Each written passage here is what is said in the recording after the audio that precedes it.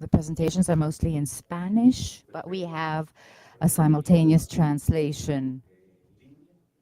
Welcome for those who are joining us online.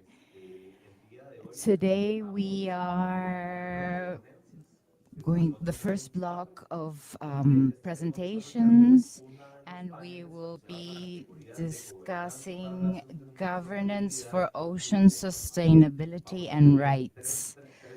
We're going to have three presentations with colleagues who are present here. Luis is here, Oscar Matute from the National University, from the School of Social Planning and Promotion.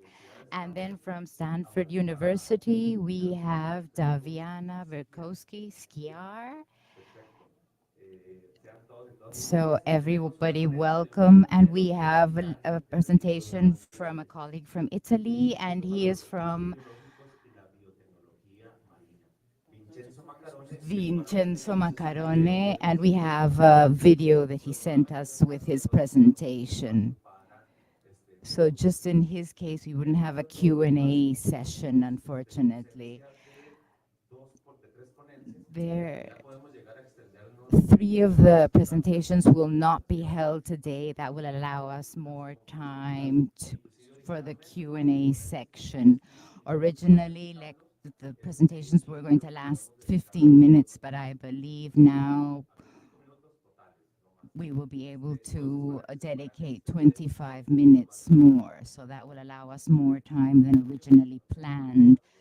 So it will not be necessary to cut certain parts that are important. So we're going to start with Luis Hernandez. He's a marine biologist, and he's the coordinator of the Fishery Lab, where they develop other topics such as work with community fishing, artisanal fishing, coordinating with Incopesca, that is in charge of managing or the liaison with the government. So we give the microphone to Luis. Good afternoon. Can you hear me? It's a pleasure for the Biological Analysis Lab. We are part of the Biological Sciences School, and we work directly at the Marine Biology Station in Punta Arenas. So it's a pleasure for us to share with you the experience we've had over the last 18 years, how the importance of I discuss with the lab staff how quite often management of natural resources, we have realized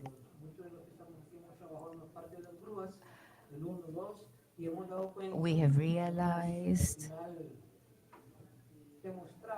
we've been able to demonstrate that these resources are very important if effectively managed, provided this stems from the communities.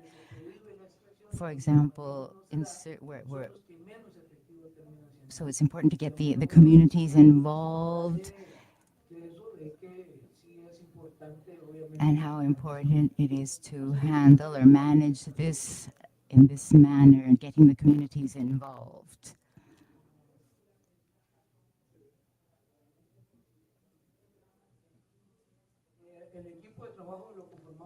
The work team is made up currently of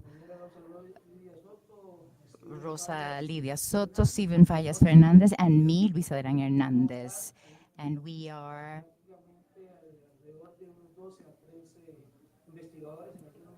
the team also includes an additional 12 or 13 researchers and different collaborations with other very important institutions here in the country.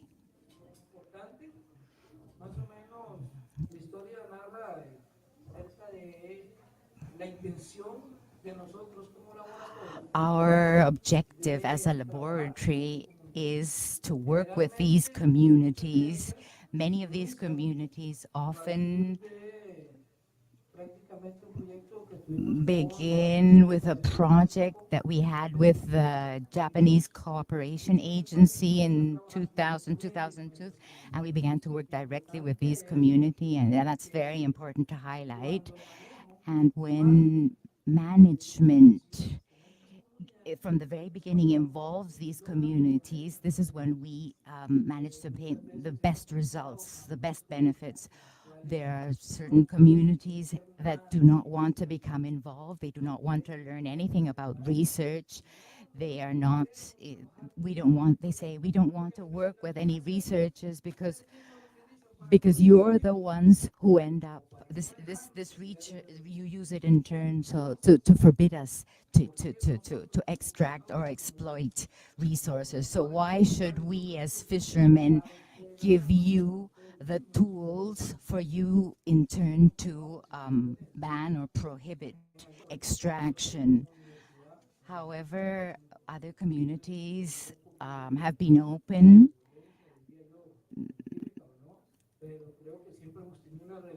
but I believe that as university, we have always been able to have a very close relationship, an important relationship from the 90s with communities, especially in the Gulf of Nicoya. Many of you here know what the artisanal fisherman, his idiosyncrasy, also what his economic situation is. You're familiar with this situation. There are several former students of mine of marine biology. I remember when we would go to one of the docks and we'd meet a person, one of these fishermen who would ask you for a 2,000 colon loan just to go and buy a piece of bread or a cup of coffee, bread for his family. So their reality, it's important, and many of the students are confronted with this reality, and some of my students are amazed when encountered with situations like this. This, of course, is artisanal fishery. We're not going to see situations like these at industrial or commercial level because this is a whole completely different category. However, the contributions of artisanal fishery, if quantified, is extremely important for the local economy.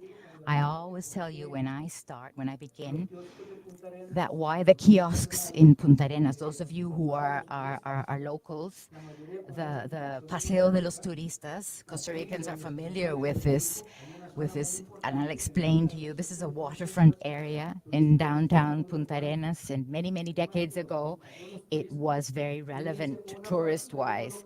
And there's some kiosks there where you can go and, have a fruit salad, some snack or something, and it's very characteristic of the area. And and just imagine these kiosks are situated backwards, facing back with their back towards the sea, the ocean. It doesn't make sense. So just imagine, in order to use the toilet facilities, you have to go behind the kiosks facing the sea. So that is significant. It's symbolic of why Costa Ricans are not given the importance. You would expect the kiosks would be facing the sea and not, but here in Costa Rica, we give our back to the sea and facing the customs building. But it really makes no sense when everywhere else in the world you would be facing the sea. It's not a bad view, but definitely it cannot compare to a view of the ocean, of the sea. The next slide, please. It's very important to realize how having such a vast amount of sea, it is the coastal areas are the ones that are most economically poor. This is the region. However, this fishery biological monitoring is important, and it is so important to obtain this information from the origin, the source of this information.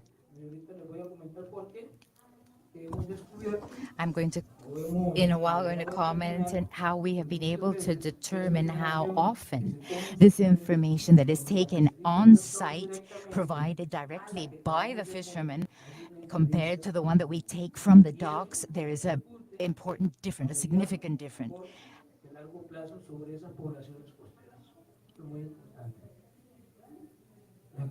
The next slide, please.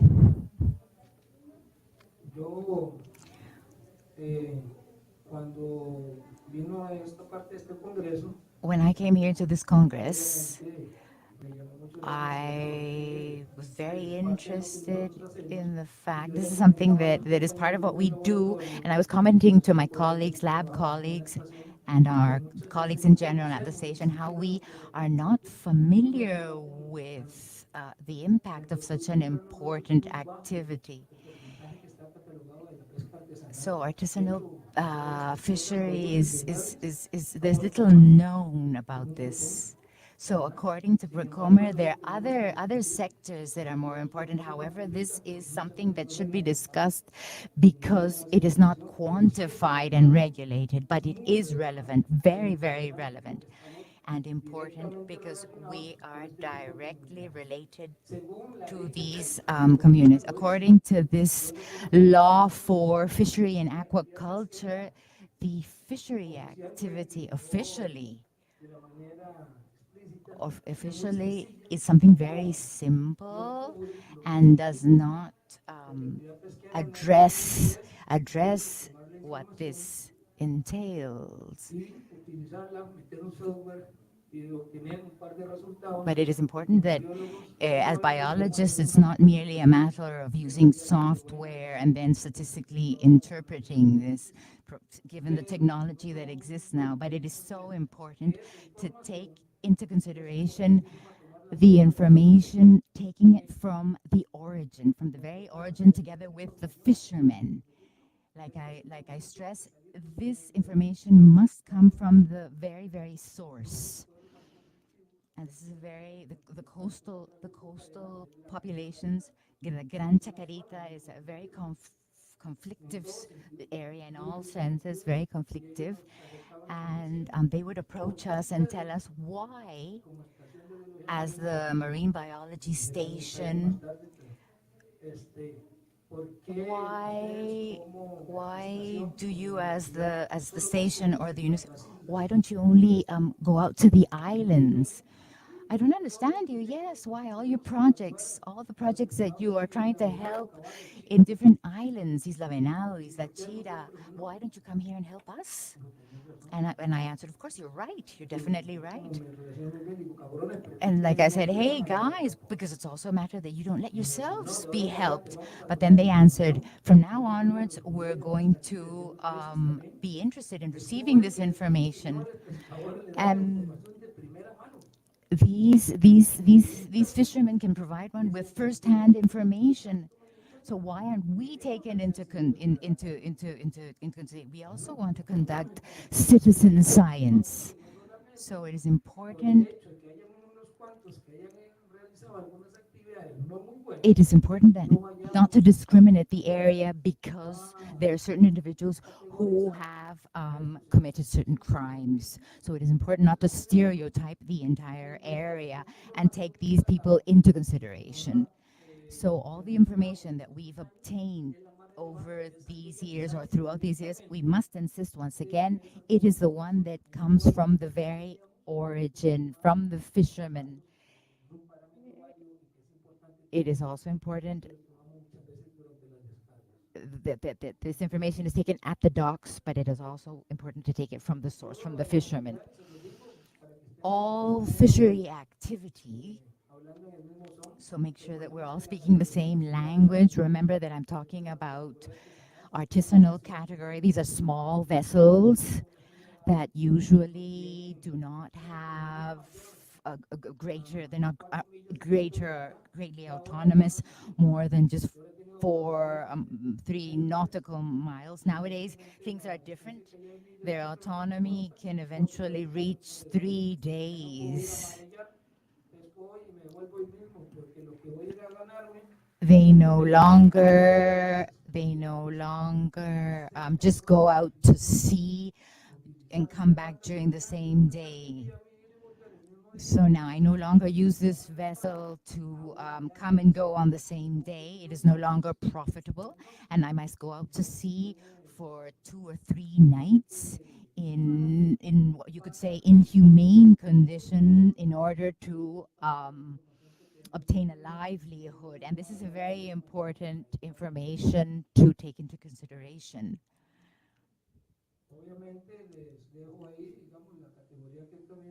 Then there's also another classification of medium-sized fishery. There is no, remember that there is no industrial Costa Rican flag fishery industry.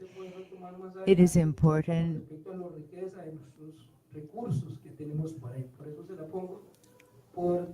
I've included it here. These are areas with large wealth and resources. However, they are extremely poor. Most of these individuals who work here work unloading and are not involved in catching tuna as such. We've collected samples since biological samples of organisms. We take stomach content, feeding habits, sex ratio, and all this information comes from the fishermen. We, as such, do not fish. The university does not fish. We have sometimes experimented with different kinds of techniques. But right now, what we've been doing over the last 10 years is take samples, the samples that they provide us with. For example, okay, we see the gonads of dorado fish. And this is not from artisanal fishery. And then we have the picture, the lower picture, where we have people who were working with the Japanese fleet, and we conduct analysis, gonadosomatic analysis, stomach content. Right now, we are working with species that were not commonly previously used. For example, these different varieties of fish called culebra in Spanish. This kind of species before were classified as garbage and or waste and not used. And now we're trying to use these species, and there's a huge advantage because we're releasing pressure on other species. For example, white shrimp, and we're fishing or exploiting other species. Laura, one of our colleagues from university, she was asking me here at the university, where can I buy fresh fish? Just imagine the price is so cheap, freshly cut, and it's so cheap on the coast, 2,500 colones, whereas here in the GAM, it is so expensive, scarcely 84 for kilometers distance.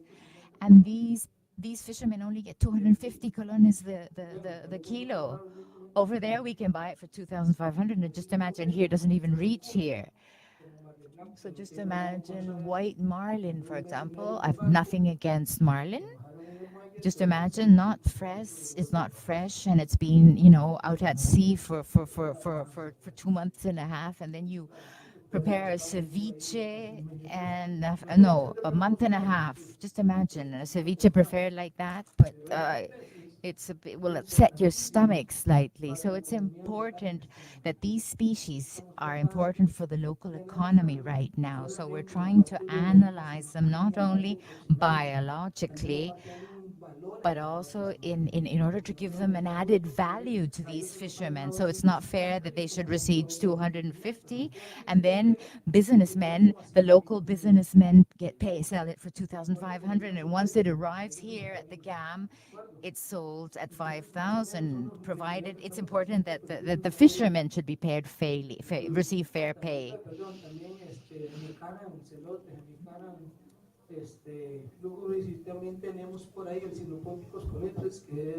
Then we have different species called culebra in Spanish, which is a coastal congrio. It is not an anguilla, and also has very high levels of protein. Just imagine to give this to your children or to the elderly. I hear this is the AMPR. This is one of the management categories most important right now, and people believe in this.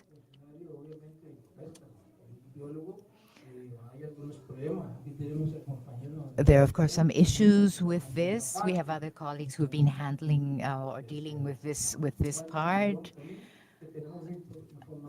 We also have important information regarding this, but we know that it has had an impact. It is very interesting. They feel happy, most of them. There's always somebody who's not going to feel that happy, but let's say an 80% have had experienced an advantage or have wanted to work in responsible fishery areas.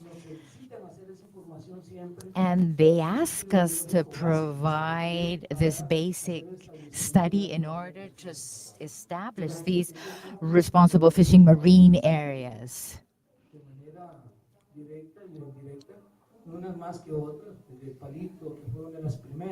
For example, Tárcoles was one of the first one, then Níspero.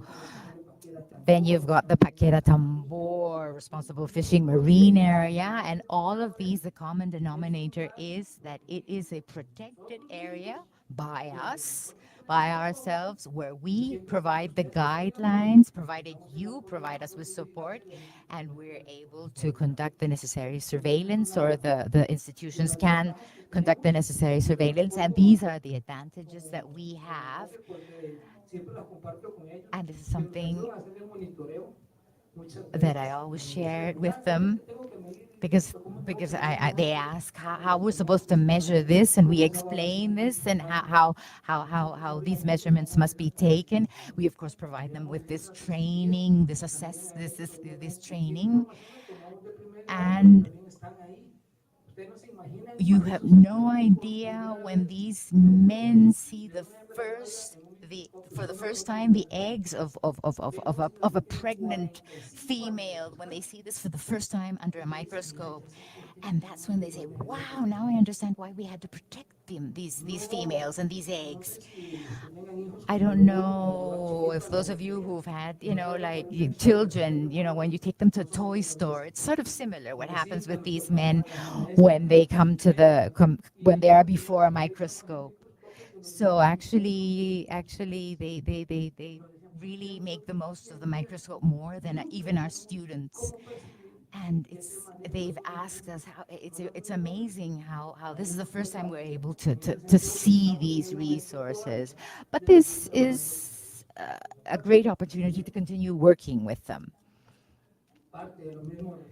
So here you can see the registry of data, of information obtained, which we do with them, together with them, of important, significant information, which sometimes this is a bit more difficult for them, but provided they're given the proper training, they are able to do it successfully. The species on the left-hand side, this is known as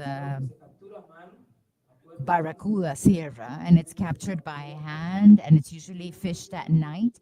And they would tell us that it's getting smaller and smaller and smaller. For example, 15 years ago, the size, it was 40% bigger, larger, this same fish, and now it's getting smaller and smaller. So this is a very important species, and every day it is fished, captured, and it comes to the docks fresh at a very accessible price, and it is very little known. So it's important that these are species that are slowly becoming more important in this local economy.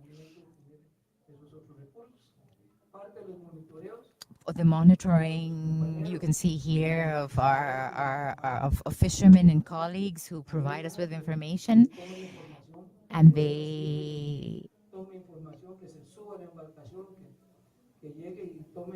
This information is obtained directly on the vessel, and everybody collaborates. This is monitoring that also has to do with maturity of fish, stomach content. We don't have an exact census of the number of fishermen that exist, which is something very important. We've done it in the North Pacific, South Pacific. We have some data, preliminary data, but it is important to know, to become familiarized with the number of artisanal fishermen that we have. Just imagine, in order to pinpoint the relevance of artisanal fishing, so that we just imagine.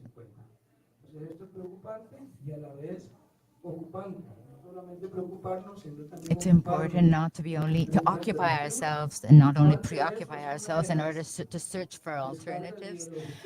Some of the studies that we've done with the striped corbina, and now we're using it so that this will be a flagship species that will reveal, or was it evidence that it can be used in this manner. There was no information prior. Corvina raya, the striped sea bass. All the information is obtained practically from what the fishermen provide us with, and we've been able to determine approximately when they reproduce, how they reproduce, during what season of the year, and why we should make sure that take special care or take this into consideration. 500 and something female individuals were studied.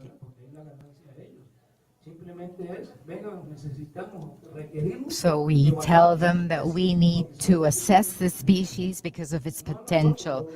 Its potential for them. This information is important for them. So it's important to understand how they reproduce, their mortality rates at this time, what this resource is looking like right now, and how important it is to continue assessing this in order to determine the volume that we're able to capture. For example, here's a stomach content of a corbina that has a rather corbina mahi mahi. So the color of the meat is slightly more red due to the type of shrimp it eats and shellfish it eats, and that is why the meat is slightly redder or reddish. The recommendations regarding management, that these are underrated species. This corbina has not been, this sea bass has not been exploited, and it's important. This picture on the right hand side, that's tuna, black tuna, and right now, approximately last week, it was being sold at 150 colones. So a fisherman preferred to throw it overboard because the ice to pack it is more expensive, and they prefer to just throw it back into the sea, and they're wasting it. Some of you might have eaten a salpicón using that tuna, and one each fish just costs 150, 200 colones, and nobody's buying it, so they fish it and then rather discard it. And this is something that we could be exploiting, and it is not being exploited. So thank you very much. Questions, please? Any comments?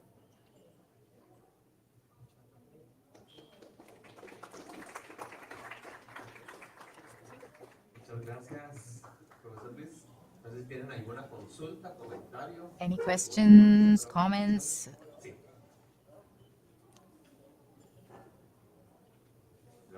Thank you, Luis, for the presentation. Very interesting. I have a doubt. I don't know if you've seen within artisanal fishery, I've seen now that in Tarcoles and in other areas, there has been a change, artisanal fishery going from tourism fish or tourist fishery, and they are now transitioning from artisanal fishery and now tourism fishery. Have you seen this? Have you witnessed this? Anybody else? Another question before answering the question? Thank you, Damien. Yes, of course. This is a process that has been occurring because of user demand, and also because, for example, what is happening in Tarcoles is that there's a sector of the population that is using an aquatic method of fishing, and this has a disadvantage because the volume of catch has been reduced. I don't think this is negative, provided that we are offering these people correct training regarding safety. Remember, in the area, there's conflicts with the tourism chamber in Punta Arenas, with the coast guards, and they're not prepared for this.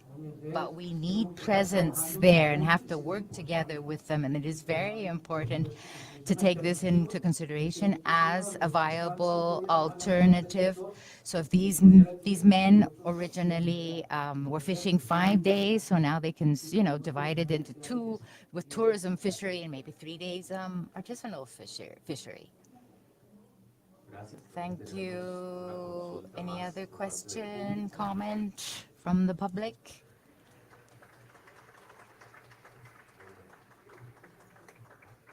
No, estaba viendo si había consultas en la transmisión en vivo, si no voy a comunicar.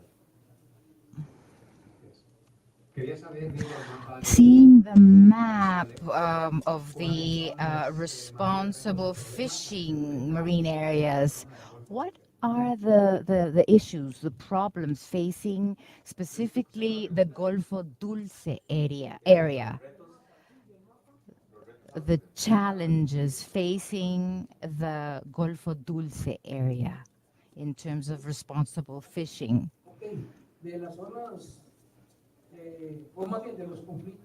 Most importantly, the challenges facing the Gulf is the topography as such and the geography as such.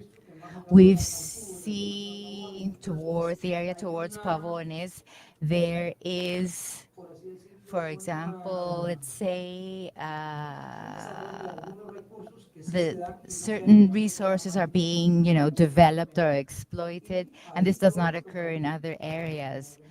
So, like we've discussed with some of our fishermen to not handle it or manage it as a whole, but rather create subdivisions, because it's a very, very large area. So the ideal thing would be to separate subdivide these areas in order to have a correct management plan. So towards the north, from Jimenez, Golfito upwards, and Pavones downwards, divide that into two areas, because administratively it's very difficult to manage such a large, extensive area. So there are different fisheries that are very different between them, and then they have specific resources in different areas, and the management of these resources is different. So the input that we've received from these men is this, the need to create subdivisions.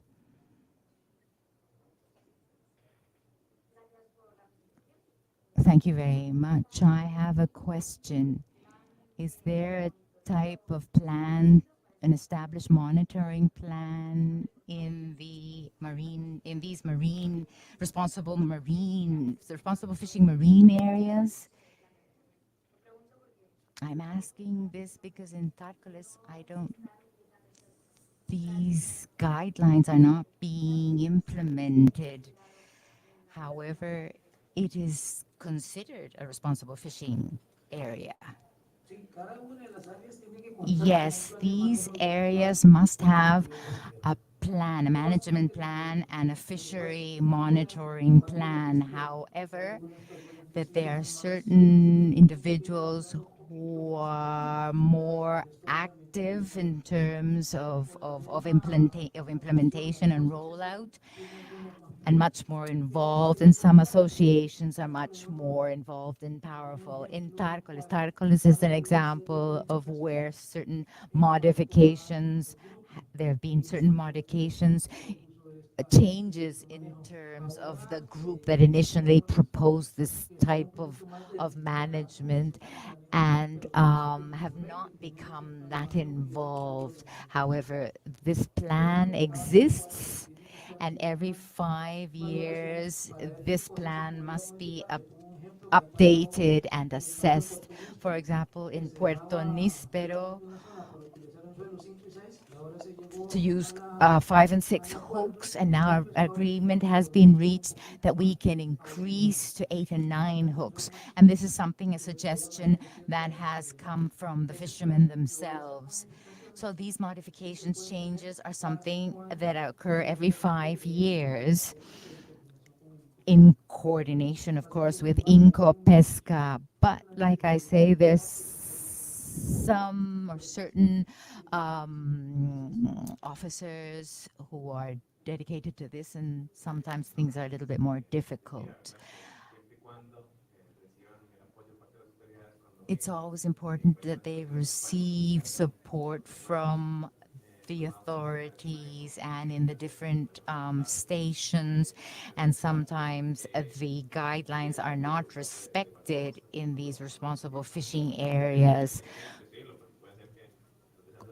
by coast guards that should be informed, well informed. This is a very good question and has to do a lot with the south part of the country that the colleague mentioned in Golfo Dulce. For example, in Níspero, since the Amistad Bridge is closed, so now the vessels are taking this route, and right now you've got the Níspero area, and the coast guards cannot leave at low tide, because at low tide the vessel cannot go out. So that's the thing. Even though they're in close proximity, when it's low tide, the vessels cannot go and patrol. Paquera Tambor, that also happens, which it's a different situation. It doesn't have these same problems. If so, it has to do in Palito Montero has a particularity that the fishermen where they live, that they have a shortened distance, and they have to row since they're fishing, line fishing. So if they hear an engine, so it's easy for them, it's less complicated for them to manage certain resources. They leave at 4 o'clock in the morning. They fish a 12-kilo sea bass, well paid, and one of these sea bass has a cost of 60,000 colones, and with that, he fished it today, and it will last him for 3 days. It's not the same situation in Tárcoles or San Juanillo or fishermen in the south. They don't have this close proximity with the unloading areas. This is where the state, together with the institutions, NGOs, and the civil population, this is where we must attempt to attain close cooperation, collaboration with these NGOs, for example, NGOs such as the people from the Development Bank, they were also providing support. So it's important to establish or reach these agreements.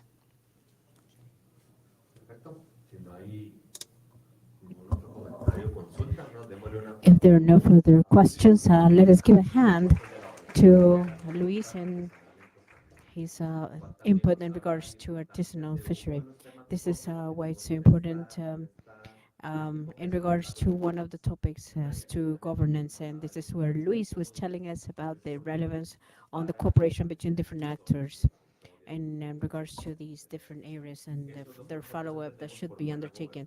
This is what we understand as good governance when different actors who are implied in these topics have a vote and decision in the decision-making process.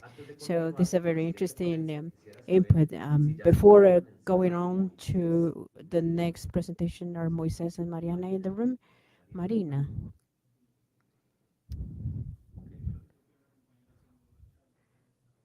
Ok, pero saber si ella, pero ahorita lo conversamos. Okay, we'll talk next. Thank you. Ok, sin más, entonces So, vamos a without pasar any al further tema de los ado, 15 we're going minutos, to go back to the porque creo que ya estamos 15-minute completando la actividad de hoy, agreement, given that y the, vamos the a presenters continuar are all ahora con here la at this ponencia, moment. la So, gobernanza we're going to territorial continue y conflictos with por el the uso y la next apropiación presentation, del mismo territorial mar governance and y conflicts over the casos del use área of and marina, appropriation el of área marine terrestre resources, responsable case Paquera of Tambor the y Paquera el área Tambor marina marine area respectivo Cabo and Blanco. the Cabo A Blanco cargo del marine area académico Oscar Juárez Matute, with también en representación Oscar de un gran Juarez, equipo de who is trabajo de todo el área de representing planeación e the inclusión social territorial de la planning Universidad Nacional. department of the National Regularmente, University of Costa don Rica.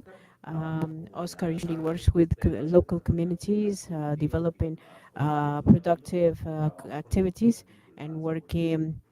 En with ejercicio governmental y institutions asociación, working on this topic. He's a tiene resultado master's del in trabajo compartido planning, con and la he's Universidad Nacional de representing Investigación the en el proyecto investigation de gobernanza territorial y conflictos. activities Y le damos la representing the bienvenida. governance um, Muchas gracias. investigation. Thank you very much. Ok.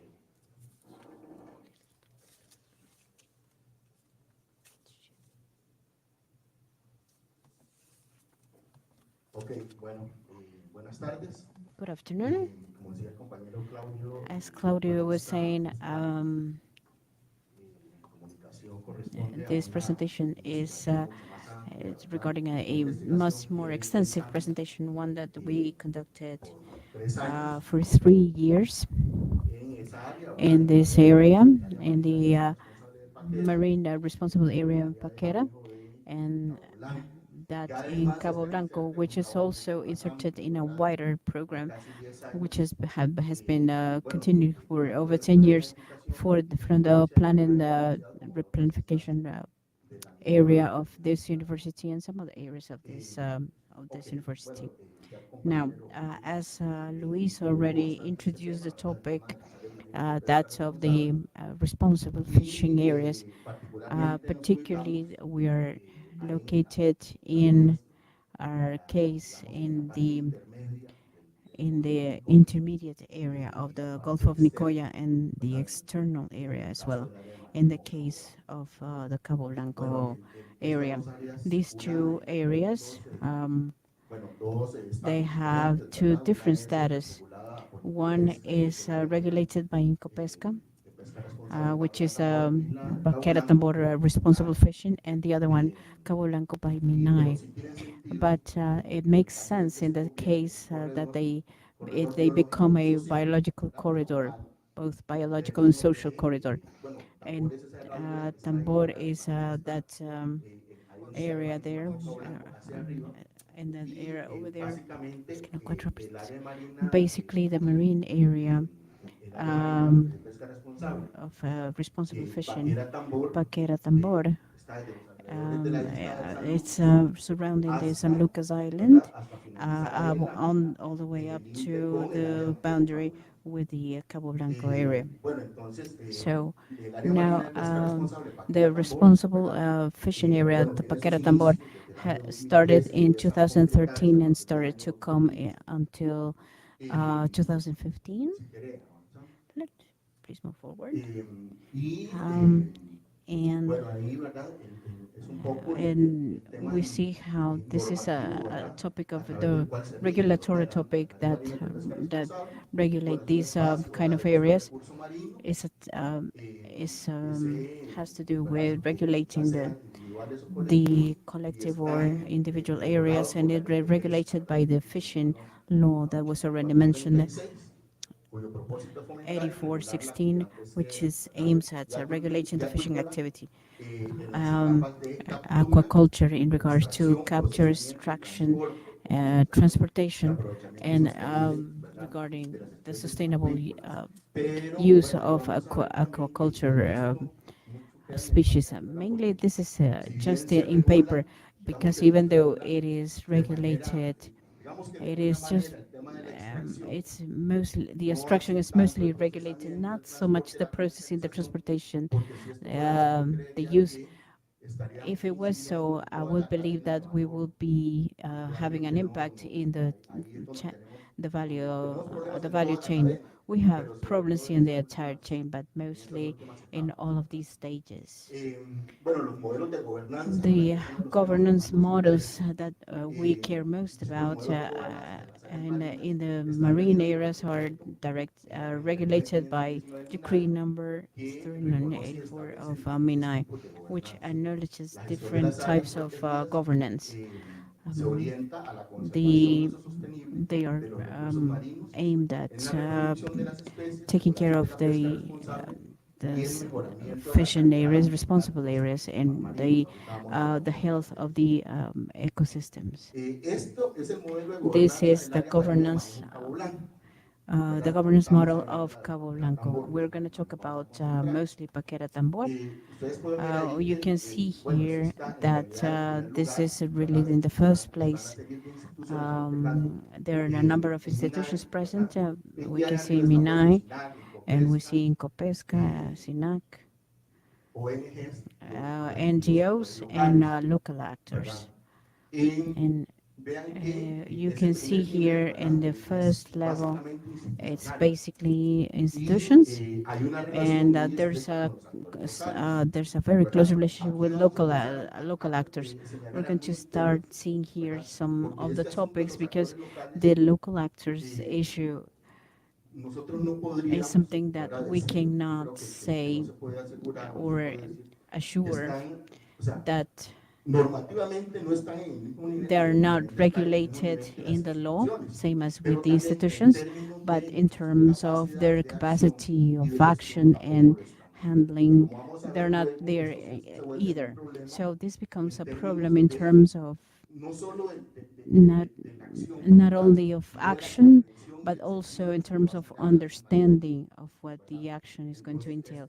So, for example, in the case of Paquera Tambor, we see that they have a very similar program. We see Encopesca as the regulating institution, and then we also have other institutions that are part of the local governance program. Um, from Paquera Tambor area, and also the participation of a number of local actors. But these local actors are very heterogeneous. So we have local tourism companies, the tourism chamber, local organizations of local fishermen, or fisheries organizations, and their participation in terms of the knowledge they have as to the understanding and the importance that they assign to the governance of the marine area is not the same. So this is going to be different in regards to the actions carried out and the understanding of the area itself. So we're going to see that in a moment. But for example, for the environmental manager, the area should be understood as an organization that is alive, that even though it may have conflicts, it may conduct dialogue and is permanent. But what's happening? This committee has had different stages, active stages in which it has not been so active. But from the logic of the institutions, this makes sense.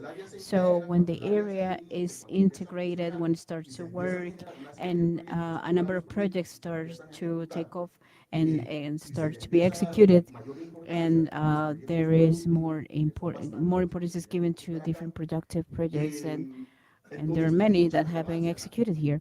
So it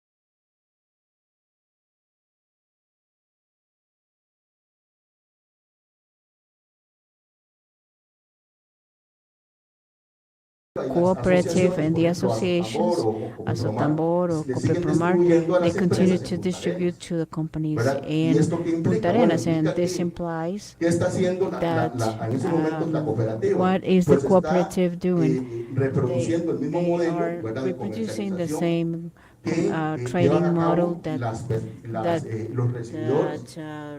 receivers that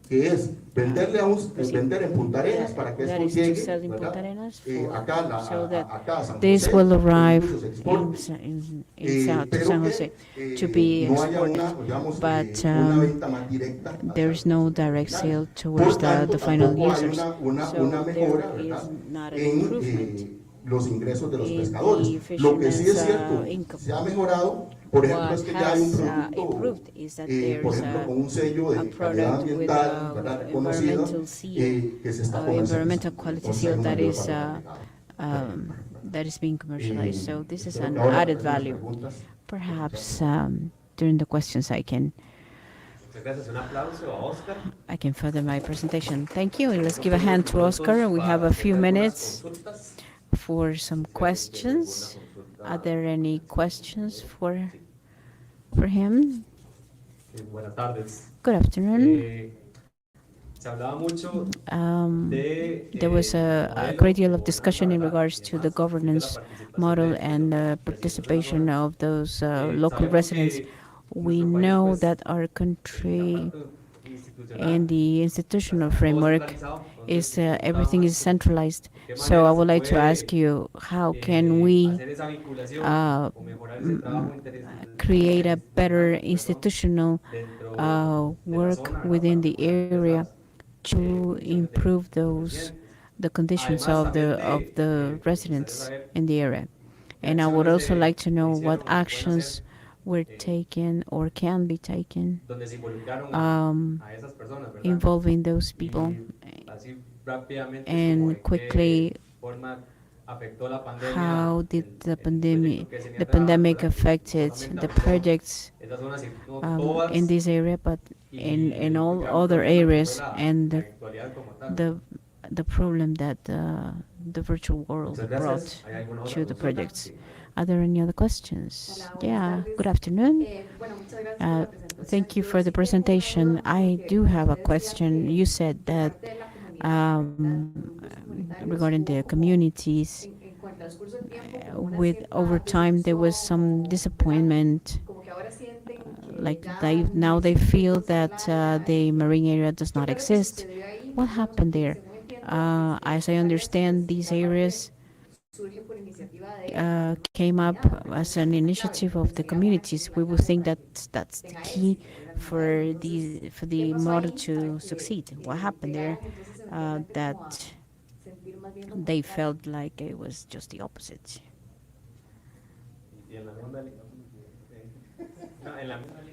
In the same line of thought, one of the most interesting points of the presentation was that there are conflicts between the local residents for the active participation in the controlled proceeding of illegal fishing. So what could be the solution?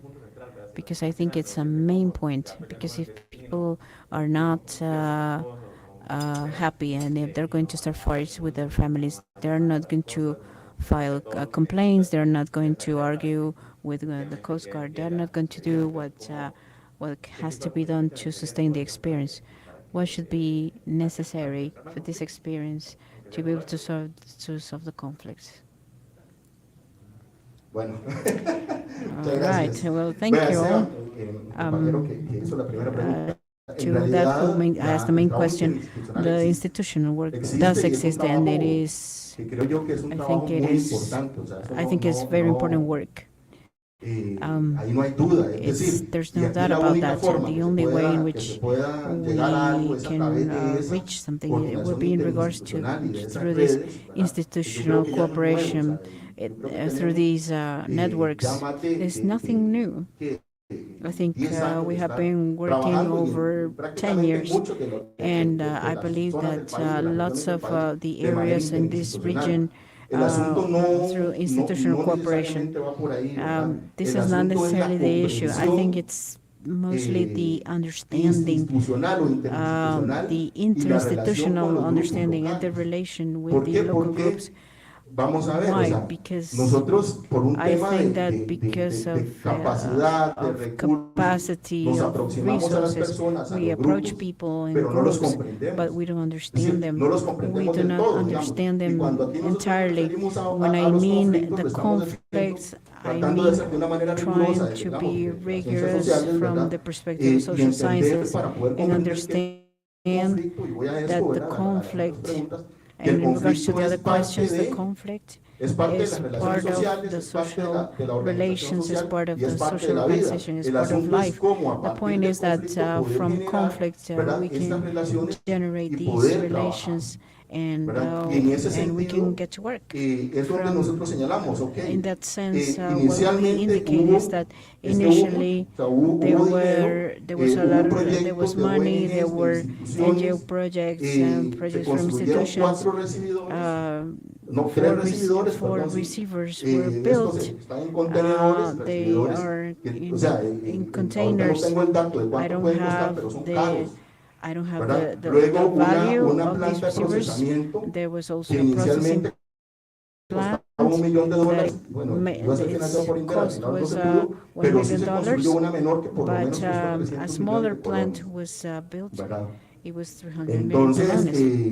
pues, So, y hubo otros and there recursos, were ¿verdad? other Capacitaciones, resources, there were trainings. digamos que durante 3 años For hubo 3 years, mucha there participación was del a great Estado, deal mucha of participación de governmental ONGs, y mucha participation, also from capacitación, NGOs, a lot ¿verdad? of Mucho training, intercambio a lot of entre exchange la gente de esta área between con gente people de la of this zona sur, por area ejemplo. and people from the El south asunto es area. que no todos los actores locales Not all tampoco the son local iguales, son actors are the heterogéneos. same, they are Entonces, heterogeneous. ahí tenemos And we empresarios, have ¿verdad? Pequeños empresarios que se han vinculado porque business su trabajo, por ejemplo, companies, el turismo, for example, that have become está involved relacionado like con tourism esto, ¿verdad? because Entonces, it's en la medida que related to mejore these la projects. situación del mar, So pues if van a mejorar sus the ingresos. ocean improves, Y ellos comprenden muy bien then lo que their está situation ocurriendo. improves. Pero So eso no es lo and they mismo, understand it quite por well. ejemplo, de la So, comprensión que but it's pueden not the tener same as los to pescadores the como understanding tal, that ¿verdad? O sea, fishermen can los have. pescadores lo que Fishermen esperaban era expected que that esa dinámica inicial se the initial mantuviera, dynamic would ¿verdad? Pero tampoco hold nadie in les time, dijo but que nobody esto told era them porque era un that elemento this estratégico de because ese was a momento, strategic decision ¿verdad? at the moment. Entonces, no es que So no it's not crean that que el área no funciona, el we área sí don't, I don't funciona, lo que understand pasa that es the que, area is not working. digamos It is que, working, cambio de sentido, but ¿verdad? Cambio de sentido y cambio de there was a significado change del área of marina, meaning está of the relacionado marine area, justamente con esto, and this porque is al final, related to this ¿qué because dicen? at the Ok, end, ahora tenemos restricciones, and they say ¿verdad? now we have Nuestros ingresos no restrictions, han mejorado our lo income que has not quisiéramos. improved as we would like it to. Algunos proyectos And funcionaron, some otros projects no, worked ¿verdad? and some others did not. Nosotros nos seguimos So comiendo now we continue no quise decir la palabra, nos seguimos comiendo el problema, ¿verdad? we continue to con face the problem. está un tema ideológico ahí.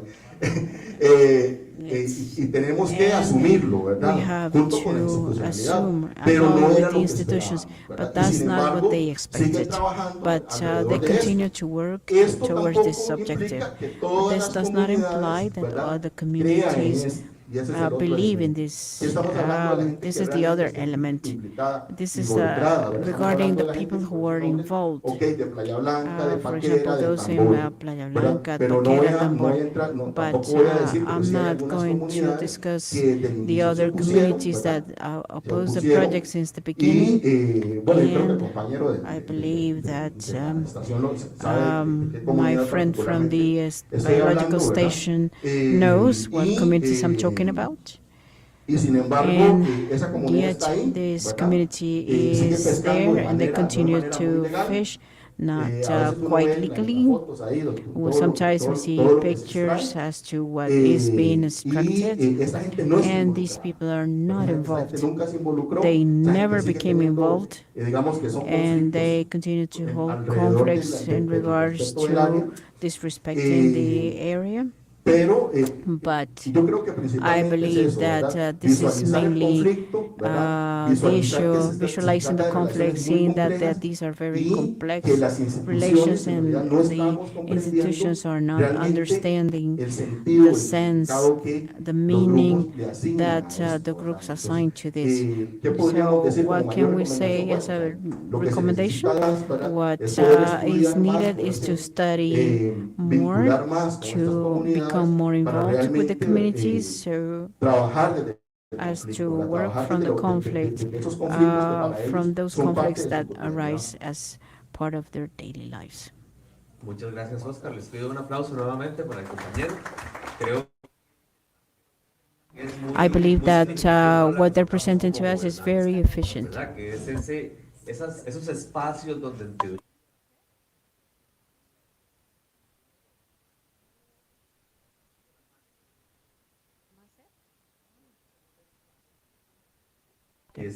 As human beings, we would say that everyone has different expectations and different issues that are framed within the institutions, and the institutions as living institutions, they always need renewal, and this is an important invitation. We should not fear disagreement or conflict, because this is what builds much more solid agreements. In a participative democracy, we know that it's more difficult to reach agreements, but the agreements will hold for much longer. So we should work on towards a long-term agreement. We will have the next presentation from Damiana Verkowitz, who is going to present a socio-ecological from a fishery in Costa Rica through local ecological knowledge and satellite tagging. en ciencia marina. Ella estudia peces pelágicos en el Pacífico Este tropical con el proyecto Dinamar de la Universidad de Stanford, desde donde nos acompaña. Así como las migraciones de ballenas en la sociedad no atlántica. Davina also studies the migration of whales from the North Atlantic. And she is about to begin her doctorate degree in oceanography.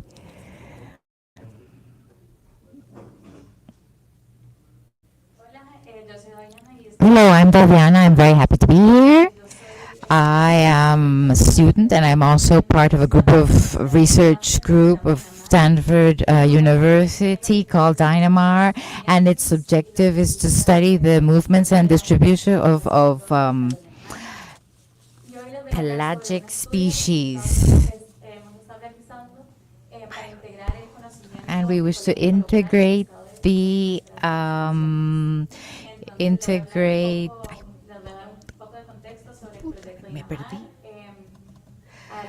local ecological knowledge. First of all, I'm going to talk about the study we conducted that we've been working on and present some preliminary results.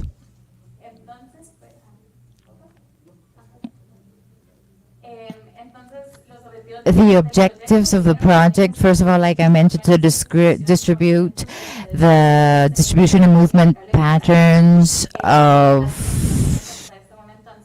blue marlin and sailfish in the tropical Pacific, and we also want to understand how climate variability affects and fishery activities of the different populations of these species. And last, we're also very interested in incorporating the fishery sector viewpoints in our research, because this not only helps us in the scientific, but also in related to management.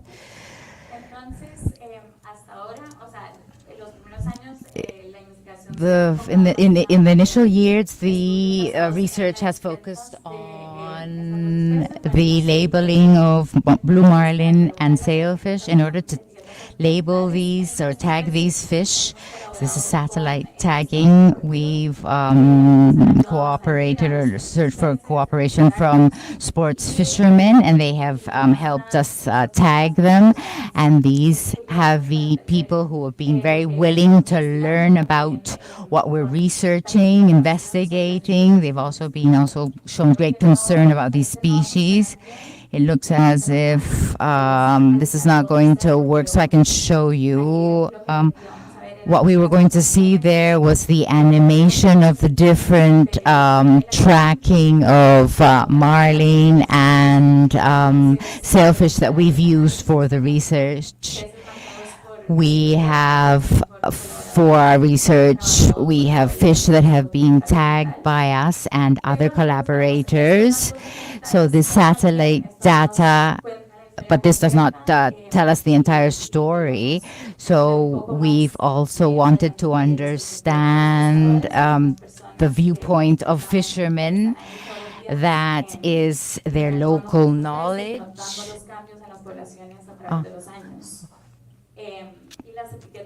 And these satellite tags are expensive, they're limited, and they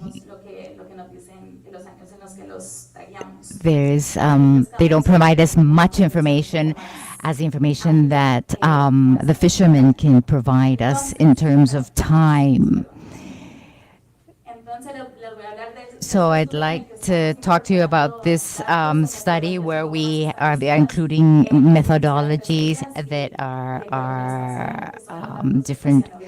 We incorporate oceanographic data and satellite imaging, but we're also including local ecological knowledge of fishermen, with surveys with fishermen on the Pacific coast. We can move on to the next slide. In 2022 and 2023, we conducted 60 interviews with sports fishermen that are from different communities on the South Pacific, Central, and North Pacific. And I'm going to show you the results that we obtained. These were 60 interviews, and we want more surveys in order to obtain conclusive recommendations. So we asked questions, open questions, and also closed questions with responses that were more quantitative. So let me show you some examples of these questions. For example, have you noticed changes in the billfish populations? Or, for example, the distance that they now have to cover in order to fish these species. Also ask them about environmental factors that are most important for billfish. And this helps us when complementing our research, trying to relate environmental changes with fish, the movement of fish. Another question that was more qualitative was asking them about their viewpoints regarding fishery management. Another part of the interviews included to obtain more spatio-temporal information. We got involved with participative mapping, and on a tablet we had a digital map, and in each interview we'd ask the fisherman. These were individual interviews, and we asked them to indicate or select the most important fishing areas that were most important for them according to species. And also what months they would fish in these areas, only certain months, all the year round, or if these areas have changed over the years. So the analysis, let me tell you about the first part, which was a comparative analysis between y de los datos de presencia de especies, pero basado en el conocimiento local de pescadores. Lo que hicimos fue So what we did was first prepare species distribution models where we would put species occurrence and then oceanographic data, and that provides us with a model which gives us suitability areas, high and low. The first, the participatory mapping, the second method, which included data from satellite mapping. So the second stage, we're going to incorporate both of these models. So in addition to these distribution, we've also been preparing environmental profiles to determine the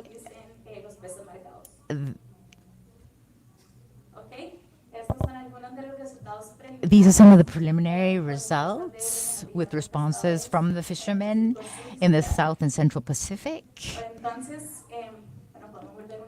Please go back to the slide, the other slide, yes.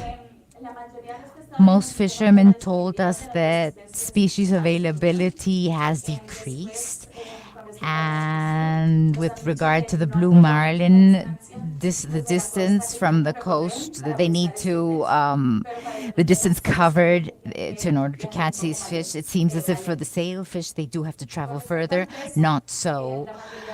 With regard to their weight, most fishermen have told us that the blue marlin weight has decreased, but with the sailfish, they have not noticed much change. This is a visualization that allows us to compare results of the distribution maps. What we did here was just plot the most important areas that were revealed or indicated by different models. The pink areas are the most important areas with satellite data, and in green we can see the most important data from data obtained by the participative mapping. And then we have overlap. We can see several things, but one thing I want to highlight is most likely a limitation or something that must be taken into account when conducting analysis from sport fishermen is that they are usually limited to the coast, and this also affected our distribution models that were slightly biased when near to the coast. But when we started to see the areas that are near the coast where they are involved, where they do fish, there was a lot of overlap between the participative mapping and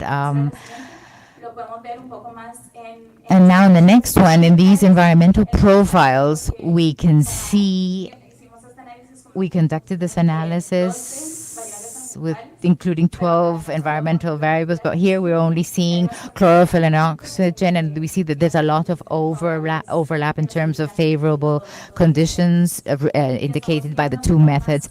And we're continuing to conduct similar analysis in order to characterize what are the advantages of each of these methods. Next slide, please. Another slide, the next one. To continue with the analysis, we also want to incorporate the context of FAD devices. The FAD devices, because it is important to, when speaking with sport fishermen, this can affect data, and we want to standardize this a little. Then we're also interested in continuing and incorporating the perspective of commercial fishery. We want to have both perspectives, but because commercial fishery, they cover much larger areas, so this will help us cover more surface area covered by these species of interest. But this, of course, entails other considerations when involving these individuals or commercial fishery. Another thing, the next step is to establish a methodology in order to incorporate both methods. the data of that comes from the knowledge of fishermen and data that comes from satellite tagging in one, combine it in one same model and highlight the different advantages of each method into one model.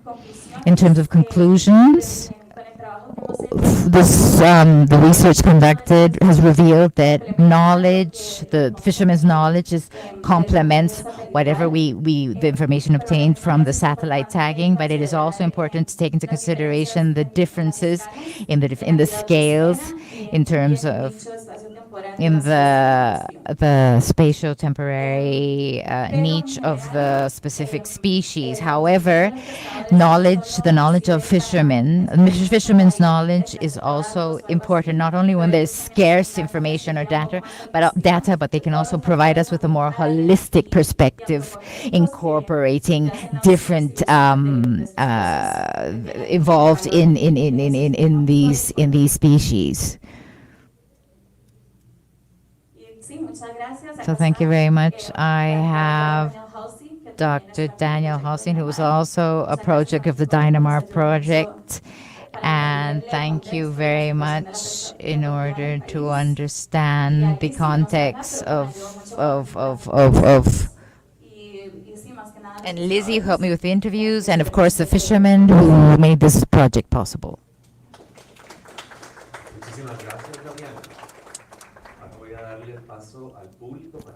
Now I'd like to see if the public has any questions or comments, observations, remarks. Yes, thank you very much. I'm not sure if when conducting the surveys or interviews with the fishermen, are there any significant differences with the satellite tagging? Do they overlap? Is there some point where it is evident that the fishermen did not know, they were unaware of this?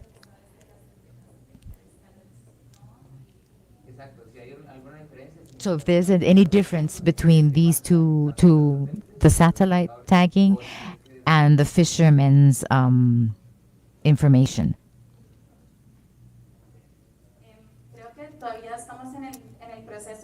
I believe we're still in the process of defining exactly how we're going to articulate the differences, because we must incorporate more information from the interviews. But what we've seen in one of the maps that I showed is that sports fishermen, indicate that areas near the coast are very important. However, in the satellite markings, the models that were obtained reveal that this starts several miles from or off the coast. So maybe a satellite tagging obviously provide us with lots of information, but in a spatial scale, it's also important to have information from the fishing that takes place on the coast. When tagging the fish, the colleagues who went out to tag them, they went further from the coast because they had the resources to do so.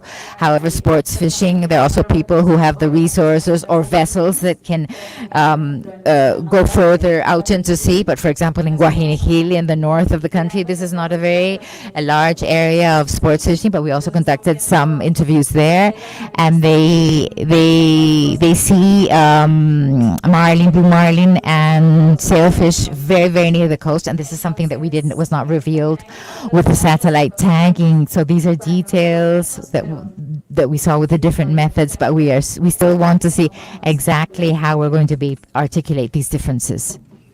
Thank you.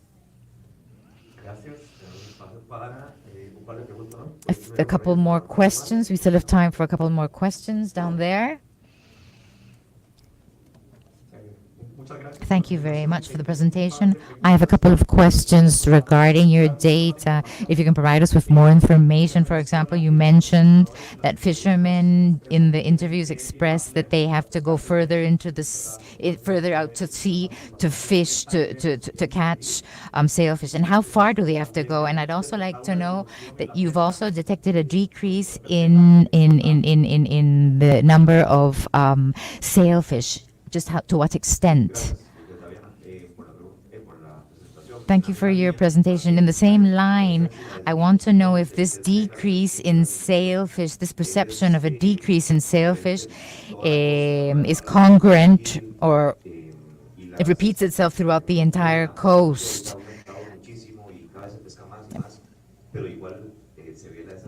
But there seems to be a decrease despite there being a lot of this type of fishing in sports fishing. The last question.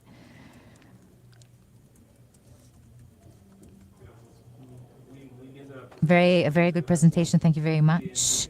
A question regarding the methodology of the interview methodology. What was the age range of the fishermen interviewed? I have the impression that many of the responses that you have accumulated, it's more sort of like on the historic memory of people. The older fishermen might have a different kind of memory or memory. And on the second phase, during the second phase, are you going to include in the sample different ages? Thank you very much. Very good questions. Let's see if I can remember everything. The first one had to do with,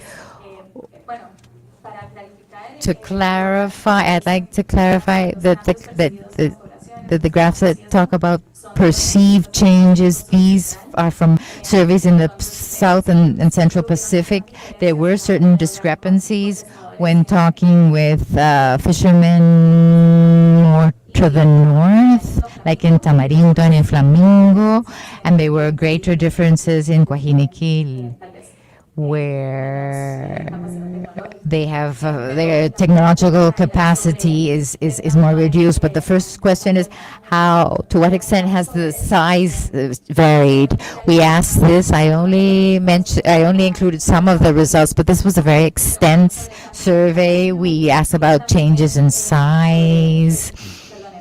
Changes in weight, and also changes in terms of distance from the coast.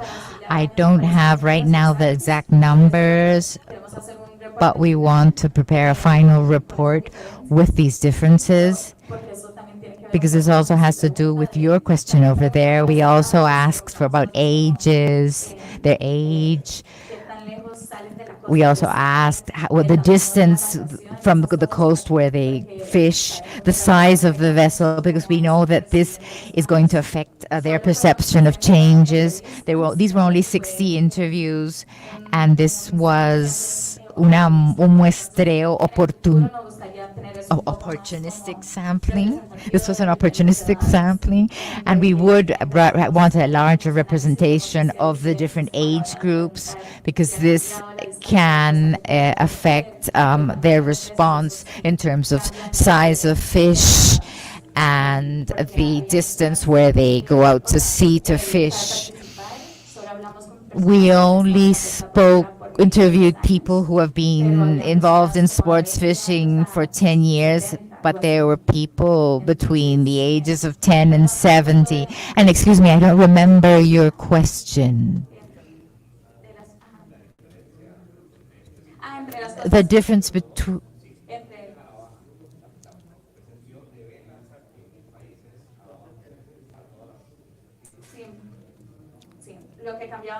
What changes the perception regarding blue marlin, but in general, for sailfish, they have, in terms of the sailfish, what they have seen that it's not that evident if they have changed, there has been a perceived change, or they have perceived a change in the size of sailfish. Thank you. Any other question? It seems as if there's no. Thank you very much. A very interesting study that is currently being developed in the country by the University of Stanford University. So it's wonderful to know what is being done in the country and what knowledge is being generated. We are.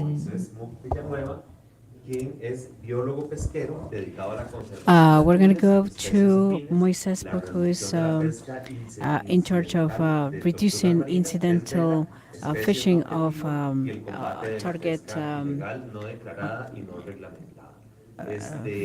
fishing species. He's coming from the Costa Rican Federation of Sports Fishing, and we're going to conduct two presentations where he's going to start with the capacity building and the use of virtual reality to combat non-regulated fishing in Costa Rica.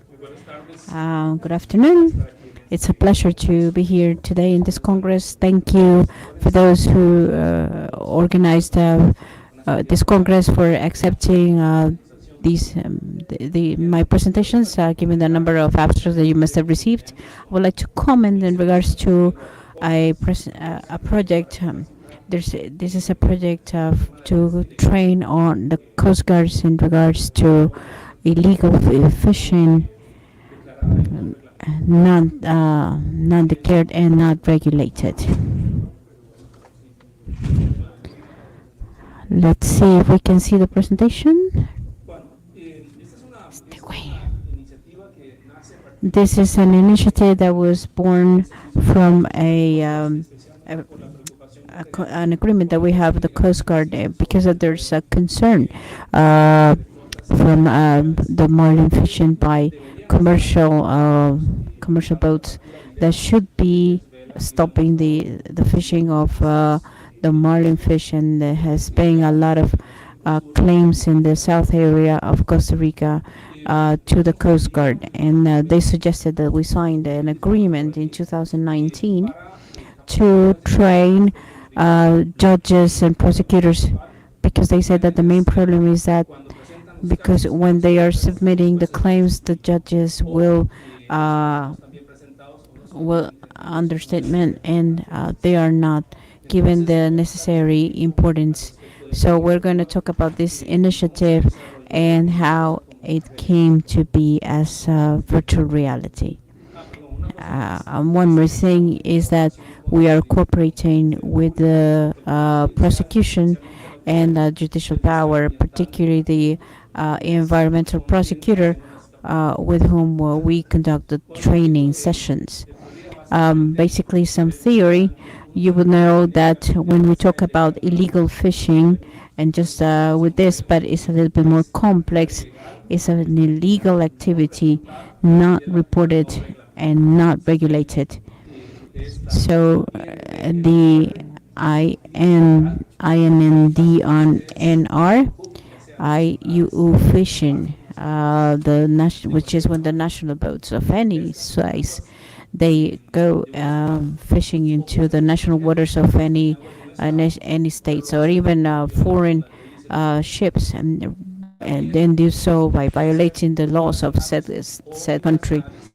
Or they could be foreign boats that fish in waters regulated by an organization of fishing management, like the CIAT or the ORU, like the Inter-American Tropical Organization, which is this yellow triangle here, or the SICA or ICA, which is the same for tuna, but in the Atlantic side.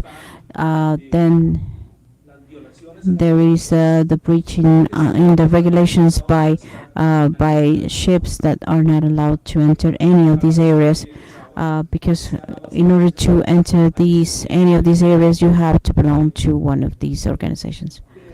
Next.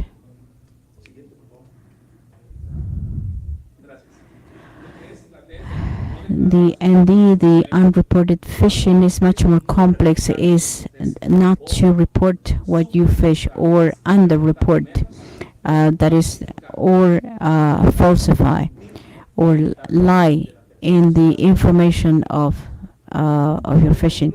These are basically the elements. Fishing without reporting the ship's position. Usually, a ship can issue its own satellite position, and some bigger ships need to have a satellite device in order to avoid crashes. So they can turn all of these devices off. You can also falsify the logbooks of fishing by introducing false information or underreporting the catch. Next, please. Perhaps the other one is this one is a little bit more difficult to understand. The non-regulated, the pirate fishing, fishing without a flag, or using one at a time, whichever is more convenient. But none of the flags are registered. Also, you could be fishing for species or in areas that are not regulated, approved by anyone. So this is non-regulated fishing. To go back to our point, in Costa Rica, we have what we call the chain of justice that gives traceability to the different cases, and the institution in charge of capturing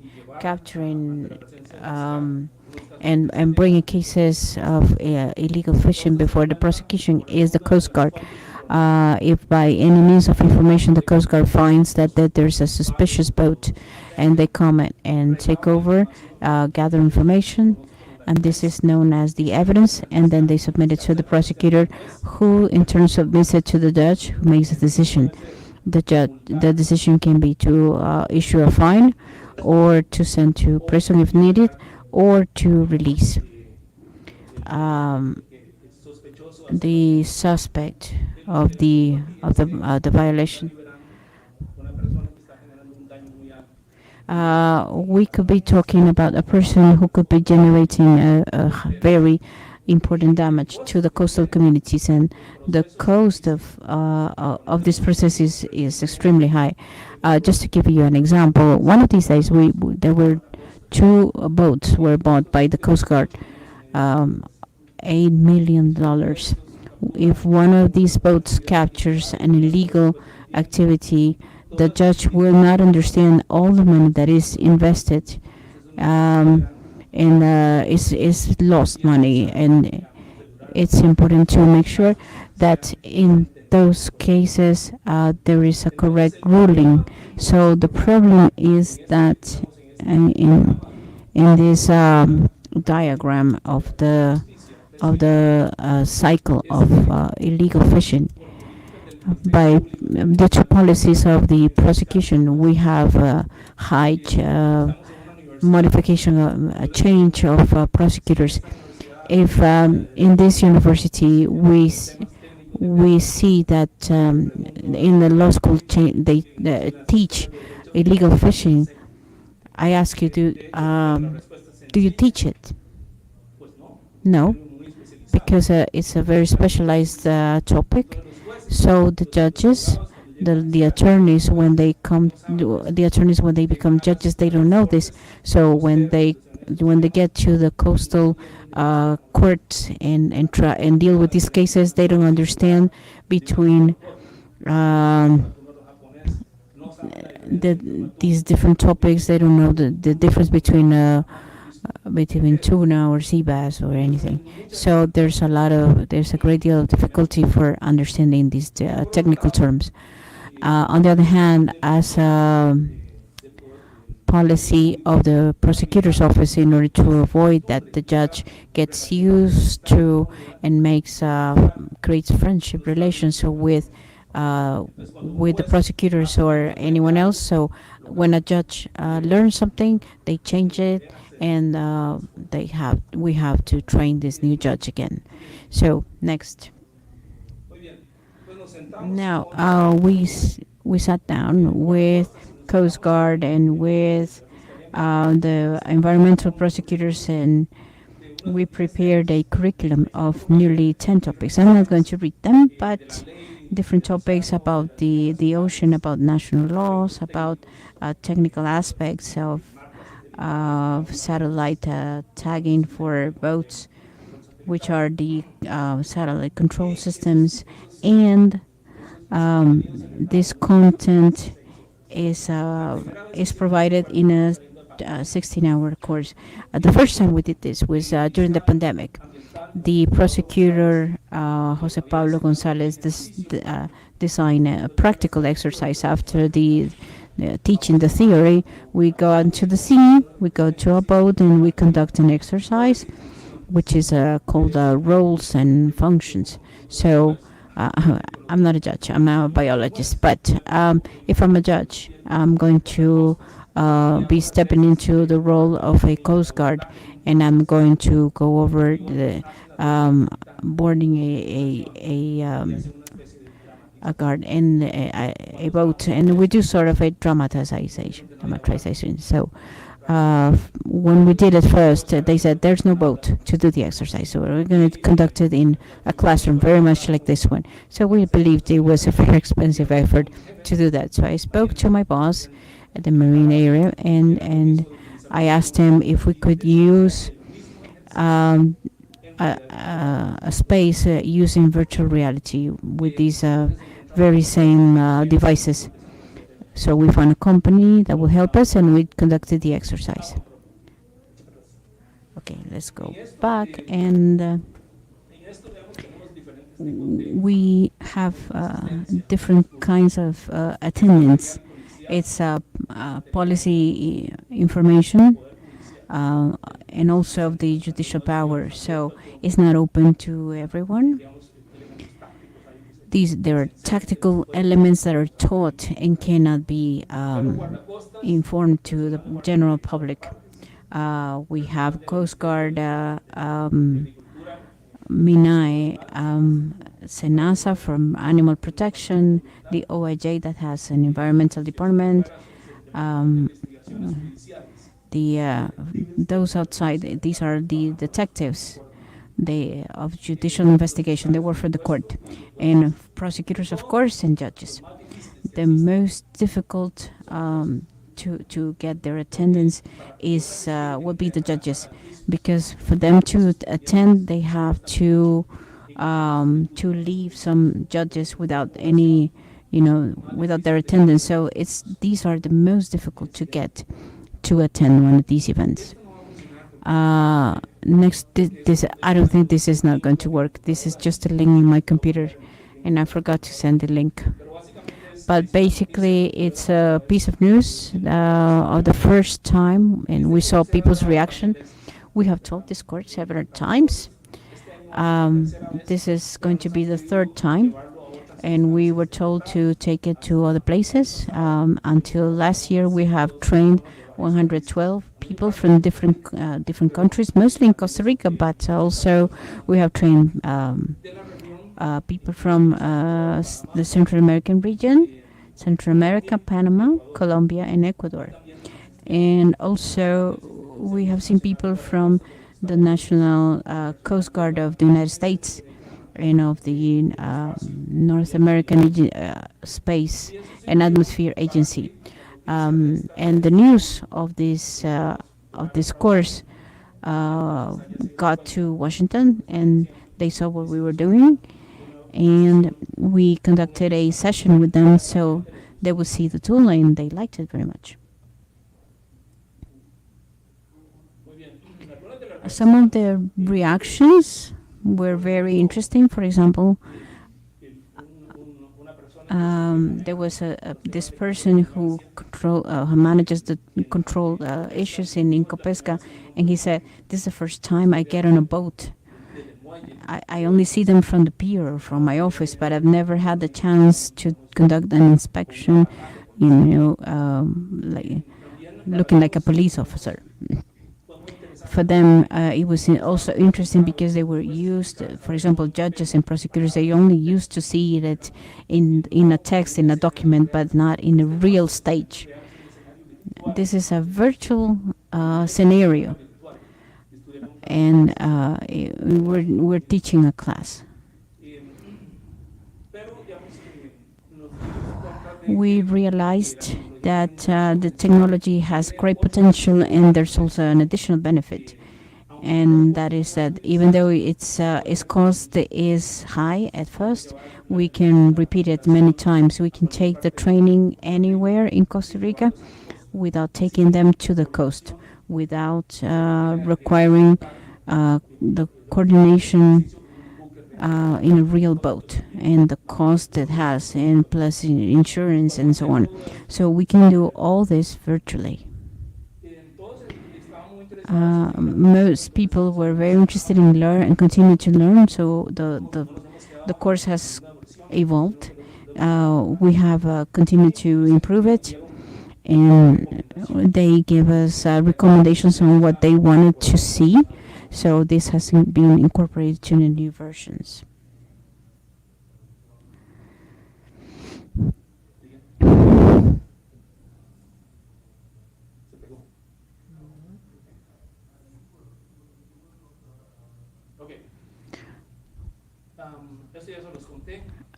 Okay, I already told you about this, but basically, we are already using the version 3.0. The first one was just a beginning. The student will go on its own, dressed as a Coast Guard avatar, and will conduct an introduction on board, and there will be a number of questions that have to be answered. If you answer them correctly, you can go on, and if you make a mistake, they will tell you what the mistake is, and then you can go on. Basically, it's like a test.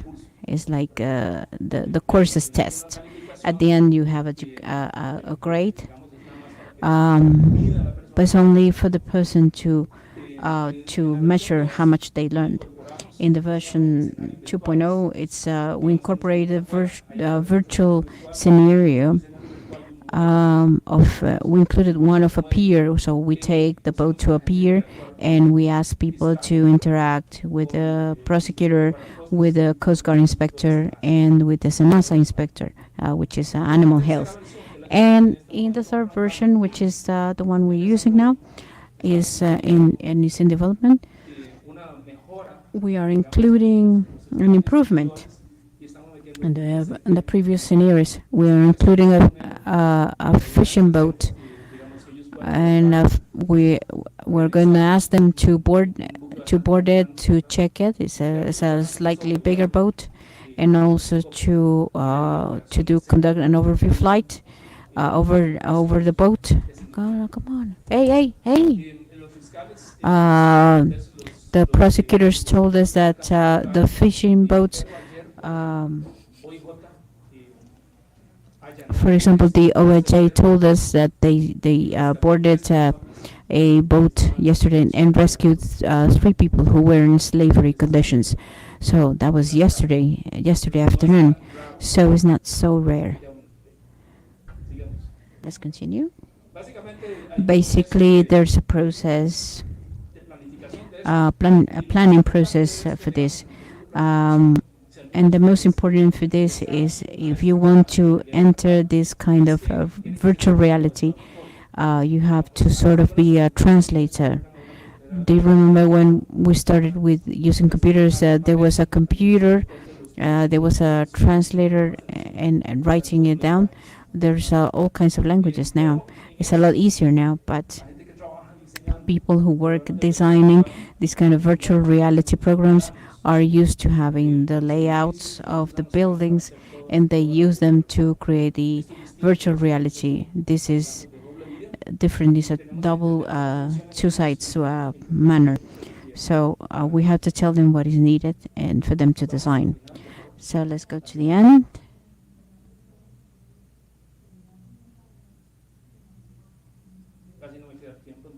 Okay, I'm running out of time.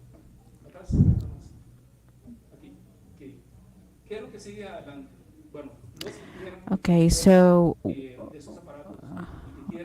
what are we going to do? I brought 3 of these devices, so if anyone wants to have this experience, I have to leave at 6 because that's where I have to go get my car at the parking space, but anyone can have some 15 minutes with the virtual reality and this training. Some people here have already done it.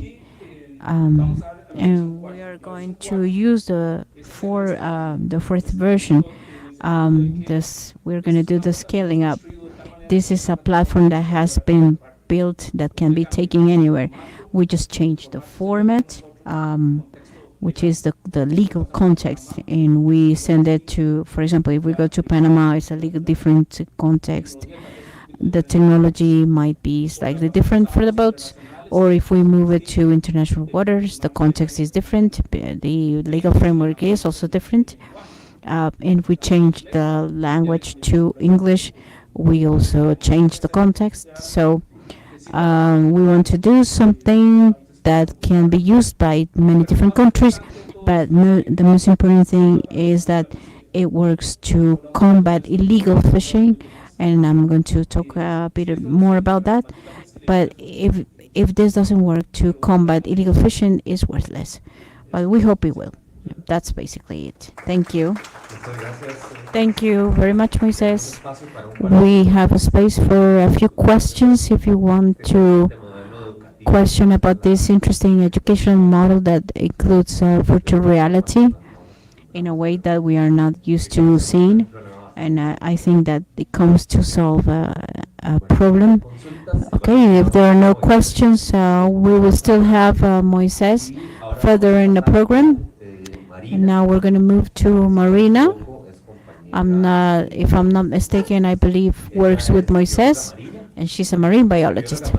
Doctora en oceanografía biológica. She's a doctor specializing in the ecology of different marine organisms, particularly interested in species for marine tourism. And her presentation is about recreational fisheries in Costa Rica, challenges and opportunities for coastal development.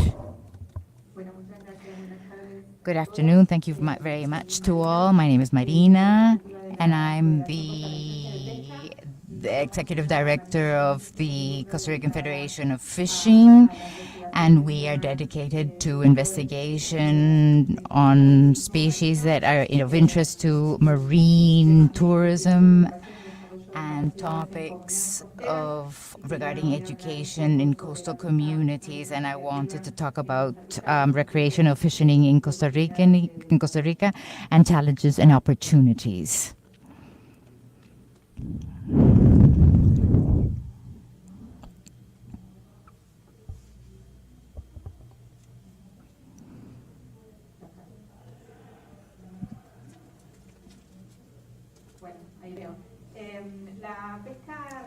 Recreational fishing in Costa Rica is a very well developed activity with a huge investment in infrastructure. There are 6 marinas here in the country dedicated to this activity and to marine tourism. There are several other ones in different stages of planning and development. 80% of the activity takes place in the Central and South Pacific, and there's a little in the North Pacific, and 1% in the Caribbean, despite the fact that it is very important for the area's economic activity. In 2009, it was estimated that this activity represents a high percentage more than 150,000 tourists, foreign tourists, come to the country every year to conduct this activity, which is more than 5% of tourism in the country and 13% of the income recovered. In terms of tourism in general, it generates 13,000 direct jobs and 33,000 indirect jobs. 82% of tourists interviewed by the ICT report that their main objective is to fish sailfish and marlin. A socioeconomic study on socioeconomic impact conducted in 2019 also revealed that these jobs and this chain of activities that stems from sports fishing results in a high level of life high level of lifestyle, of living conditions, and on average, their income is 45% greater than other fishing activities. And these coastal communities, their living quality increases with training and with a perception of greater availability of species in the area.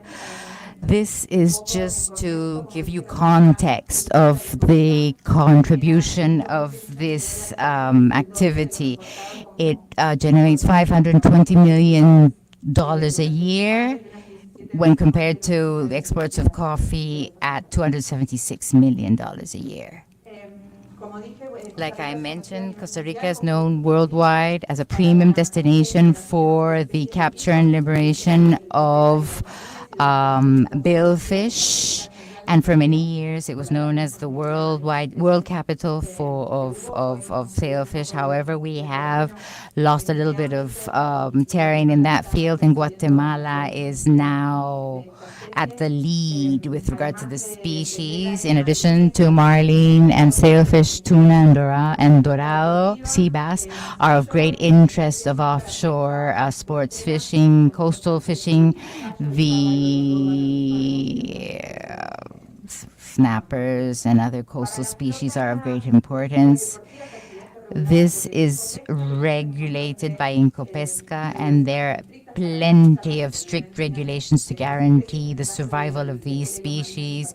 In the case of marlin and sailfish, they must be captured and freed, and they cannot be loaded onto the vessel to take to take pictures, and the type of hooks that must be used, and there are only 5, and there's a limit on the number of species that can be unloaded onto the docks. However, these are species that are also of commercial interest, and sailfish and marlins have been declared as species of tourist and sports interest. However, there is not a special protection for. There are certain agreements and decrees by Incopesca in order to maximize the availability of these species for the sports fleet. For example, in addition to being declared species of sports interest, you can only unload.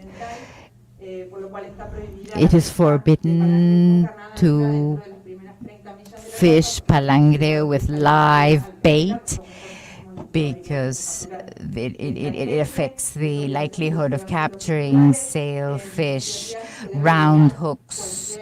Any sailfish that is found alive must be set free on a long line. If found on a long line, with regards to challenges, we have found in this field, obviously climate change, there's an increase in temperature, there's a reduction on the availability of oxygen, the possible redistribution of species to certain colder areas, the loss of habitat, but above all, the lack of information regarding the status of populations and the lack of regulation in order to handle or manage these species of interest. There's a lack of coordination regarding management at regional level, as well as the monitoring and enforcement of regulations, conflicts of interest, for example, because these are species that are of different interest to different fishing fleets. We also conducted a regional analysis of current regulation in Central America regarding the management of sailfish and marlin, and Costa Rica is the only country that allows the fishing of these species. Guatemala and Nicaragua, since 2004, have prohibited this, and in Panama, since an executive decree, they have prohibited this since 1997. And here in Costa Rica, it's still allowed to. There are no restrictions regarding sailfish and marlin.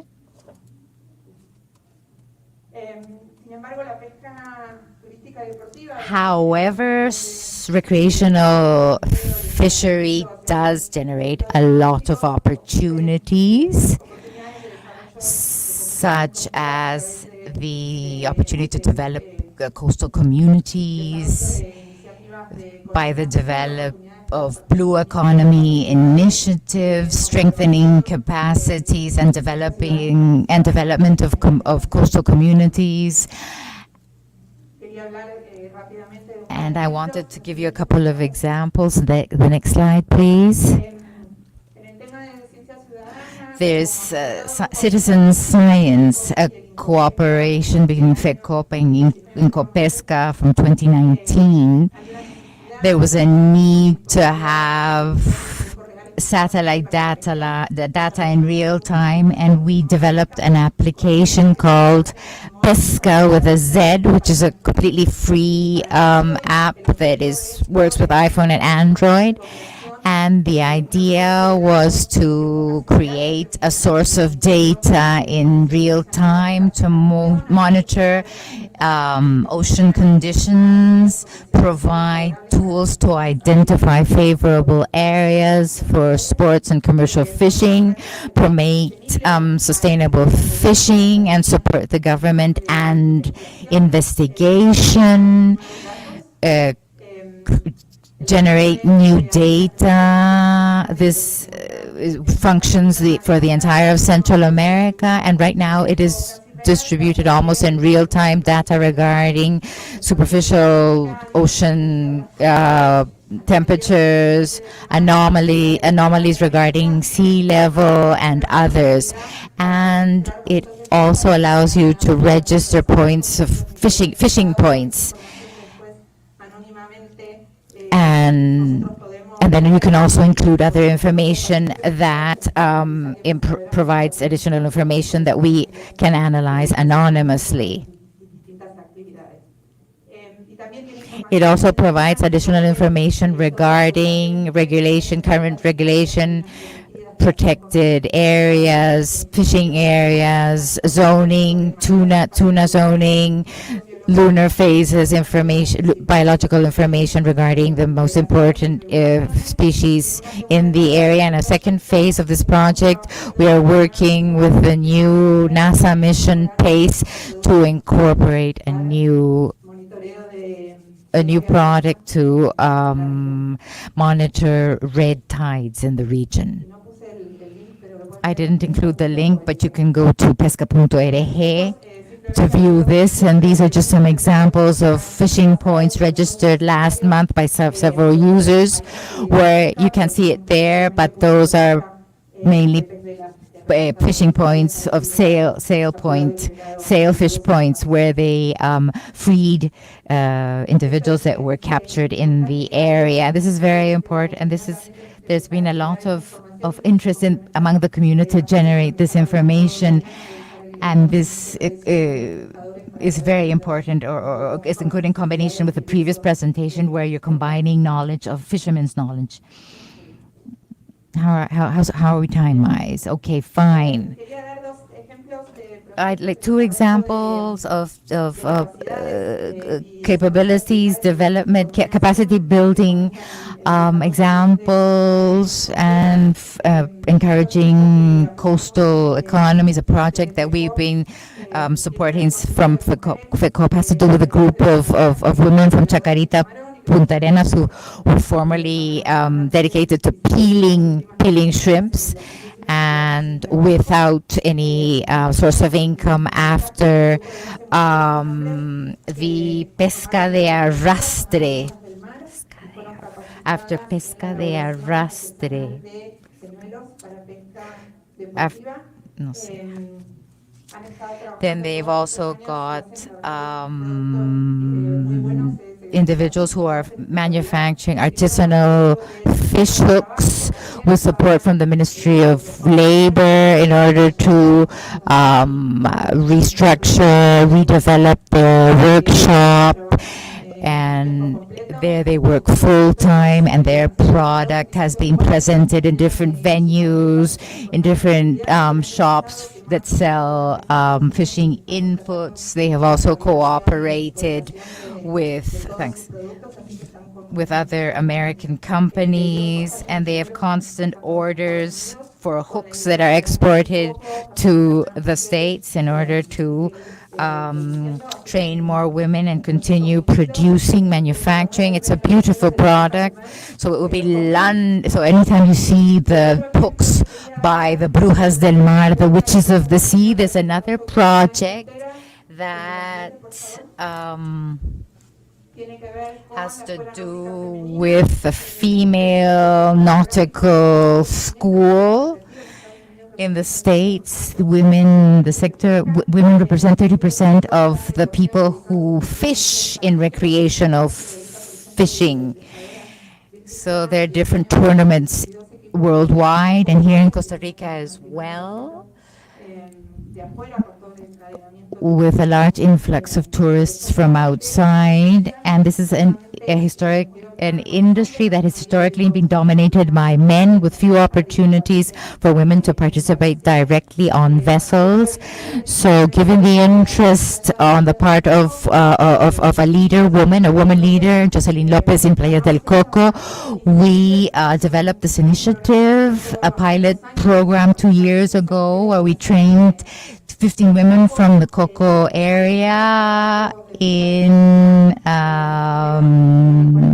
they received 40 practical and 40 theory sessions and practical sessions, 60 hours regarding knotting ropes, bait, hooks, how to use a fishing rod, fishing reels, the manipulation of different species. And until now, 3 groups of 15 women each have concluded training, and we're currently about to begin a 4th group in the area of Quepos, and then afterwards another group in the area of Flamingo.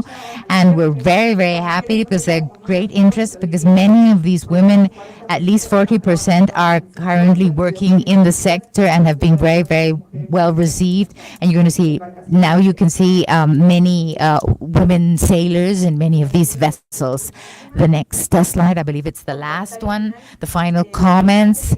What I wanted to say is that recreational fishing is a sustainable activity and an important motor of coastal development and tourism development in coastal areas.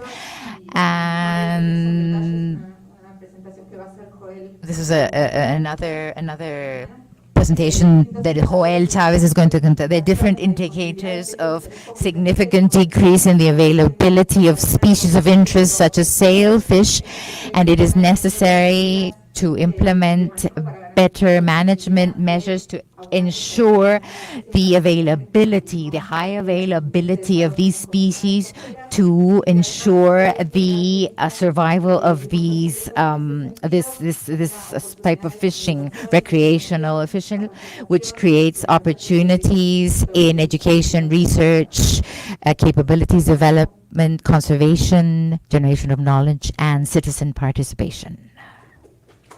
Thank you very much. Thank you very much, Romina. We have time for a couple of questions. Questions for Dr. Marina. Thank you very much for your presentation, ma'am. You mentioned 39% of shark fish. Could you give us more detail on this quantity, the origin, and its meaning? Significance. This data comes from an analysis conducted by Incopesca for longline fishing. A further analysis will be presented, but 40% of what the longline fishing disembarks is shark, and these are mostly billfish, and 14% is divided into tuna and sea bass and dorado. And this is used not only the fins can be used, and the entire fish must be unloaded. It is forbidden to just unload the fins. This is data from 2022. This is publicly available data from Incoped. Muchas gracias. ¿Alguna otra consulta? Any other question or comment? Que no le damos un nuevo aplauso a Another round of applause for Dr. Marina, who brought us this very interesting case study on how recreational fishing is developing and how it generates different productive chains and presents a series of challenges that are important to take into consideration, and the inputs of coastal communities and a Moisés fishermen. va a hacer otra presentación. Esta vez concentrada también el tema de la pesca ilegal, no declarada. This next presentation is focused on illegal fishing and is related to the fishing of tuna in our country. Thank you again.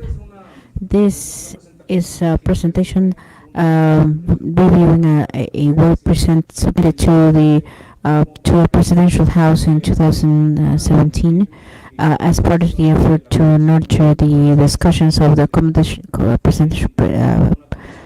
presidential commission that was formed from a group working on the acidification of the exclusive area in the Pacific. For this effort, we requested information from the Inter-American Commission of 1978 through 2015, and then we requested the information from 2015 through 2019. This is this information. The first slides, we're going to skip them. We're going to see the next slide. Okay. Illegal fishery is a phenomenon that has been taking place for many years already, but most recently we have seen that in the last 15 years we are visualizing it as a criminal activity associated with other crimes in the sea. It is associated with crimes for the traffic of drug trafficking, trafficking in persons, and trafficking in arms.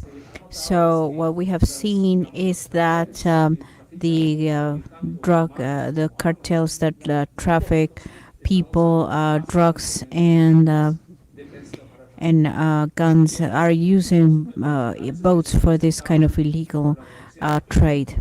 This is an analysis conducted by the university and a Canadian researcher called the Harvey. It is very common to find that when there's a boat that has a constant record of illegal fishing, it is also associated to drug trafficking.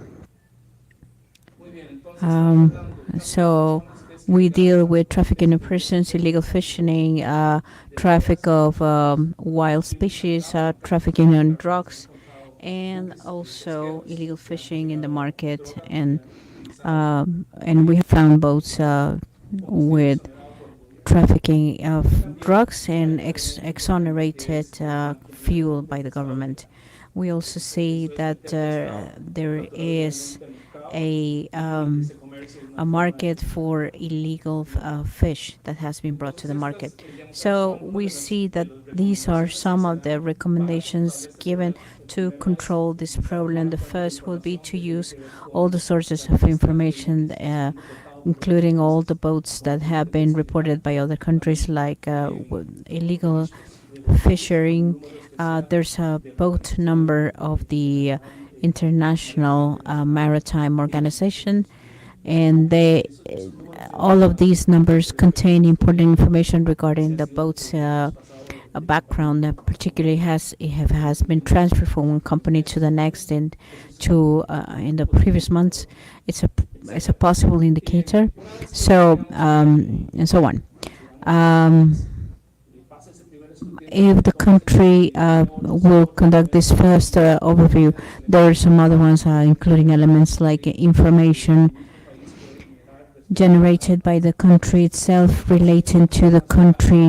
They're not always national, but they're also international boats, like Costa Rica.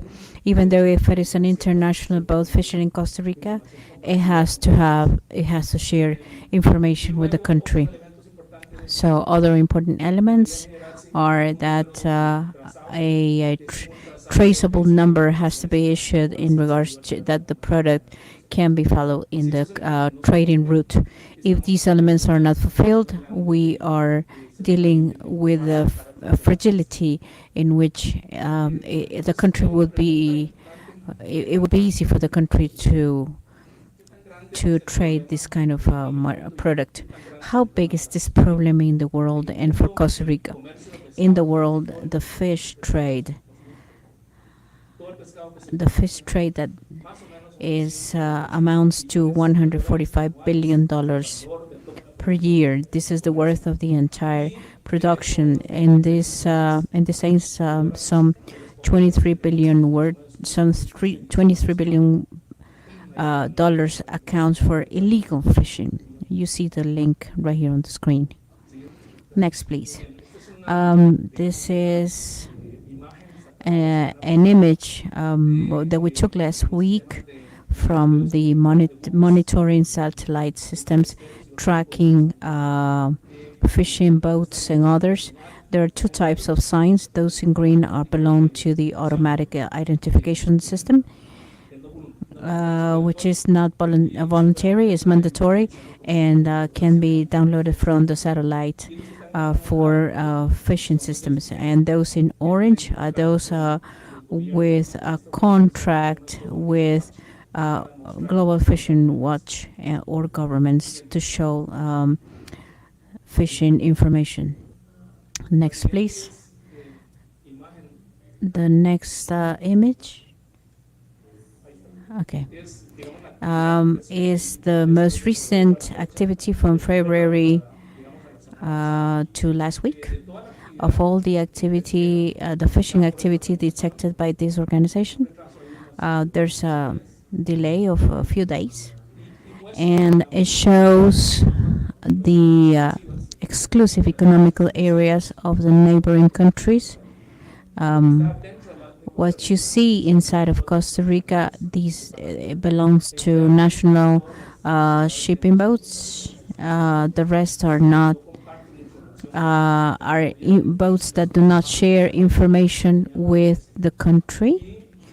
And important information is, as you see in the inside,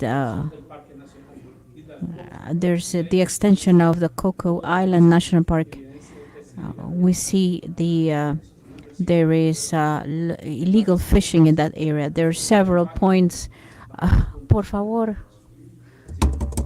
Hey. The fishing boats are these industrial boats that have this information. Mostly they have a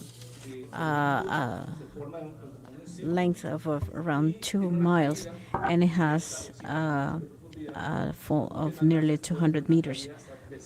The largest boats can have up to 300 meters. These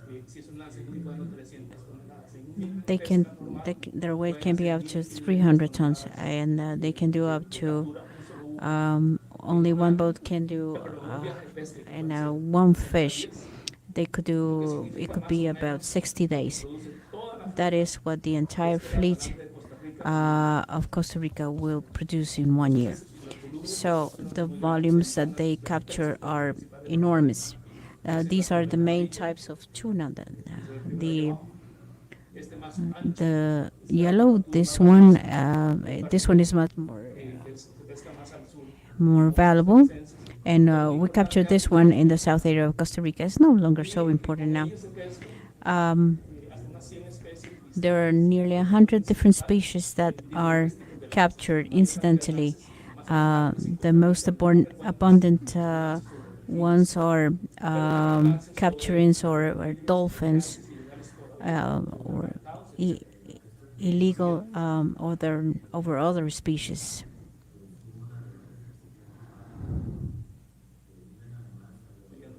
Next.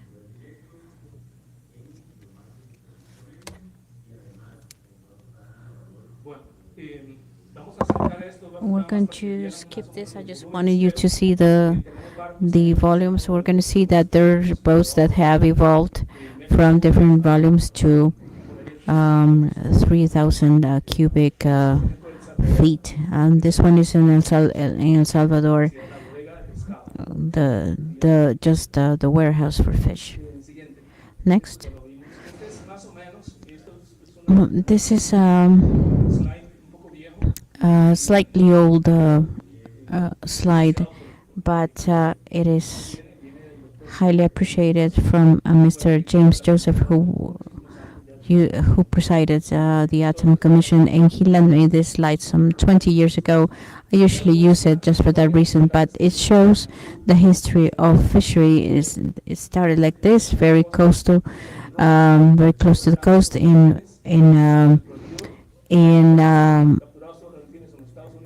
when there was a prohibition of tuna, of dolphin tuna. So basically, these are the types of fishery in the area, including Costa Rica. These are the two unifications in the country up to 2022. There was this one, the zonification for tuna, the central polygon that included submarine mountains, and they included 80 miles. It had 45 miles, and now it has 80 miles. There's an extension of Cocos, and now the maritime area.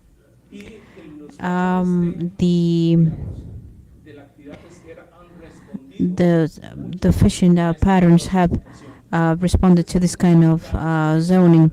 These are information from 2005 to 2019, which is the information that we have. We have requested more recent information, but we have not received it. In red, you can see that there is much more coastal fishing and less in blue and green. We have seen how it's varied. It used to be very close to the coast, like very close to the Coco Island, and now it has changed. We have seen them from 2015 to 2019. This is the extract of tuna fishing, and we see that the coastal efforts, it goes beyond the exclusive economical area, and this is just an overview. We can see the incidental capture activity. This is a little bit old, but this looks a lot like that activity, the long lines. Some hypotheses that we have on why this has happened, as to the behavior of the activity. This is the cover of the report. When this was submitted, the information was analyzed as to what we received. This doesn't have the names of the boats. In order to identify the boats, we need to have the name of the boat. So, and who buys the license? And only Copesca has this information. Without this information, we don't know. So what we did was to look for the warehouse size. This is an indicator of for those boats that had the same warehouse. And for this, we drafted a list of all the boats that were doing illegal fishing in Costa Rica, and this was submitted to the authorities. So this is an overview of what we're talking about. In this analysis, we see the total of captures of all the boats from 2010 to 2019. There was a fishing of 48 million tuna.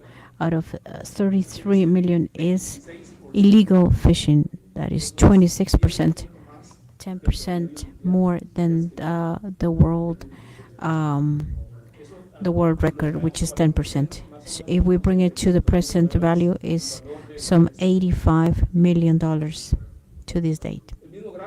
This is the same graphic. We saw the worst year. The worst year was 2013, but it continued all through 2015. We see from the production data the effects of the zonification and capture licenses, and we saw that zonification, that's what you saw, the capture licenses as to the number of boats that can fish in Costa Rica, and the results of that is the capture by effort unit. We see the number of the effort total and the total capture. It was decreasing, but 10 tons by throw of tuna, but with the regulations that were imposed, it raised almost 20 tons. That means it doubled in the efficiency of throws. There's more abundance in the management. This is the only quantitative element in the country as to the handling and conservation at this level. Next. Conclusions. We know that the size of the problem in Costa Rica from 2015 to 2010, we don't know what happened before. We could see the information of the fleet. When we talked with the director of the commission about this, the next database did not include the warehouse size. With this information, it's not possible to see who was fishing illegally in the country. And the other thing is that we don't have information from 2019 to 2023 to see the effect of the zoning area, because they have increased the number of fishing licenses, which have increased. I mean this administration. We have been requesting this information for 2 years and we haven't received it. The other thing is that the more people know about this, the more pressure will be for the administrators. This is very important in this country to talk transparently with information and to point towards the problem to take the necessary measures. Thank you very much.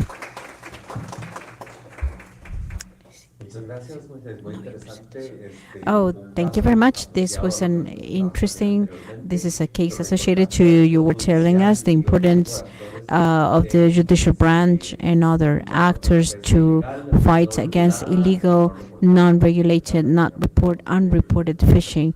We learn about these concepts. Are there any questions?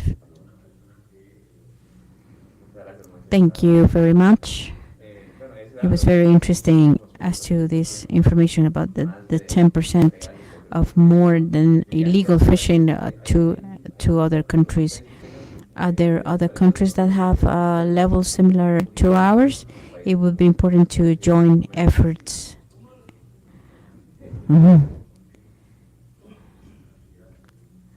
one of the most serious problems that we have as to illegal fishing is that they happen in the darkness. You saw a lot of lights in the map. What the problem is not what we see, is but what we don't see is the boats that turn the lights off.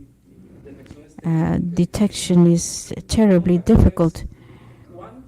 The question is how much of tuna or any kind of fish that is in the market comes from illegal fishing, and what is the effect at a medium and long term. The level of tolerance that a country has is directly linked to the easiness that this will generate for those trafficking illegally, and there's a lot of money involved in this. The earnings are huge. So one of the measures taken at the time was to increase the price for the license in regards to the price of the product in the market. So the license is more expensive, but then it's much more profitable to do so illegally. The other thing is that is the investment. The country has to stop thinking that investing in coastal police is a waste. We have some complications, that there's a great problem with drug trafficking, trafficking in persons, trafficking of guns. So there's a lot of deviation of the attention of the police. But when they're together, there's a huge probability that a boat will be involved in illegal fishing and drug trafficking. The government of the United States has included in its most recent policies not only the joint cooperation, the illegal fishing, and also drug trafficking. In 2019, I was as president of the fishing authority, and we detected a boat. This boat that was moving between Panama and Costa Rica is the one that they caught last night with trafficking in persons. That's, if we had caught it then, probably this wouldn't have happened, or we would have, taken out of action, but we couldn't.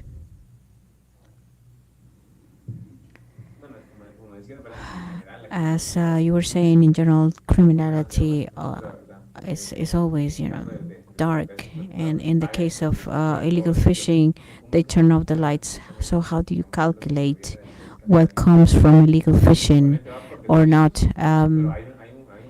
Is there any kind of calculation in this sense in regards to what is captured? Or how do we determine where it came from?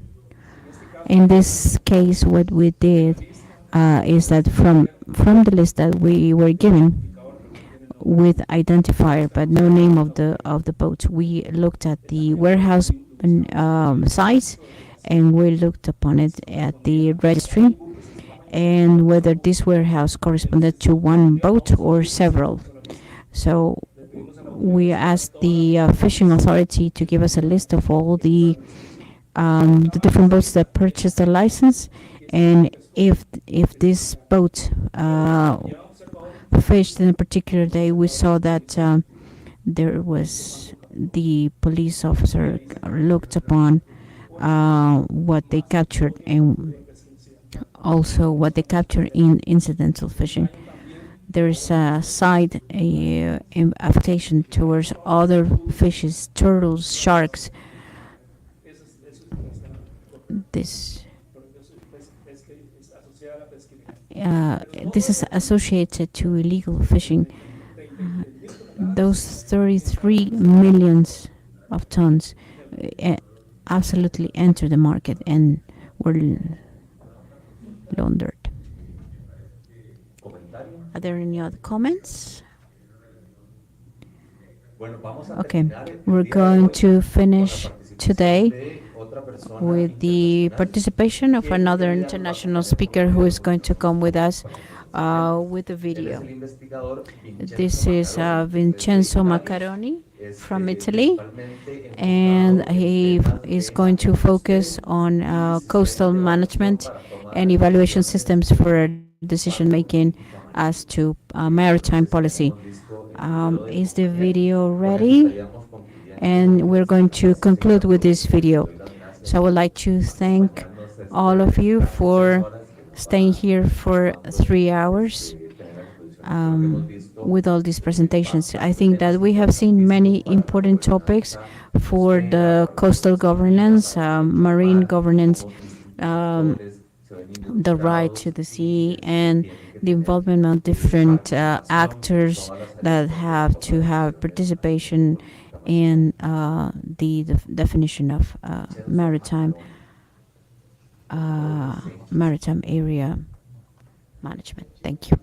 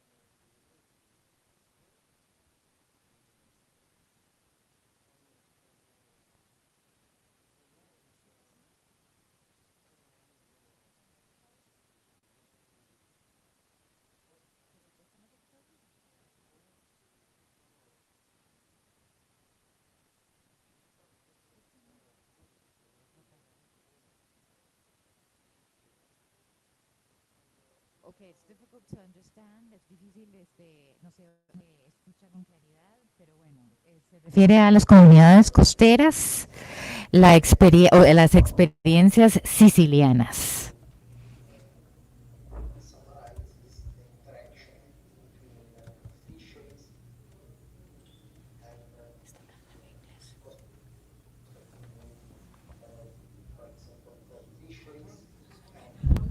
I'm afraid it's impossible to translate. The audio is much too low and it's unclear.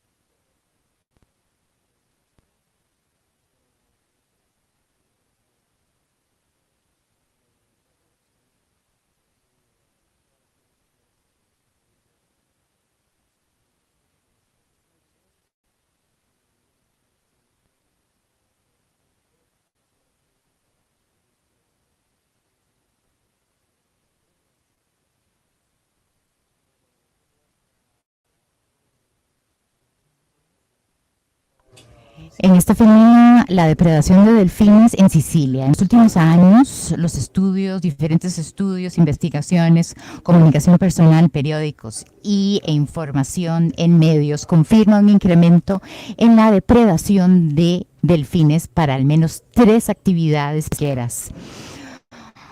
Por un lado, la pesca de arrastre, la pesca artesanal y el purse seine. Whisper sign, nadie sabe.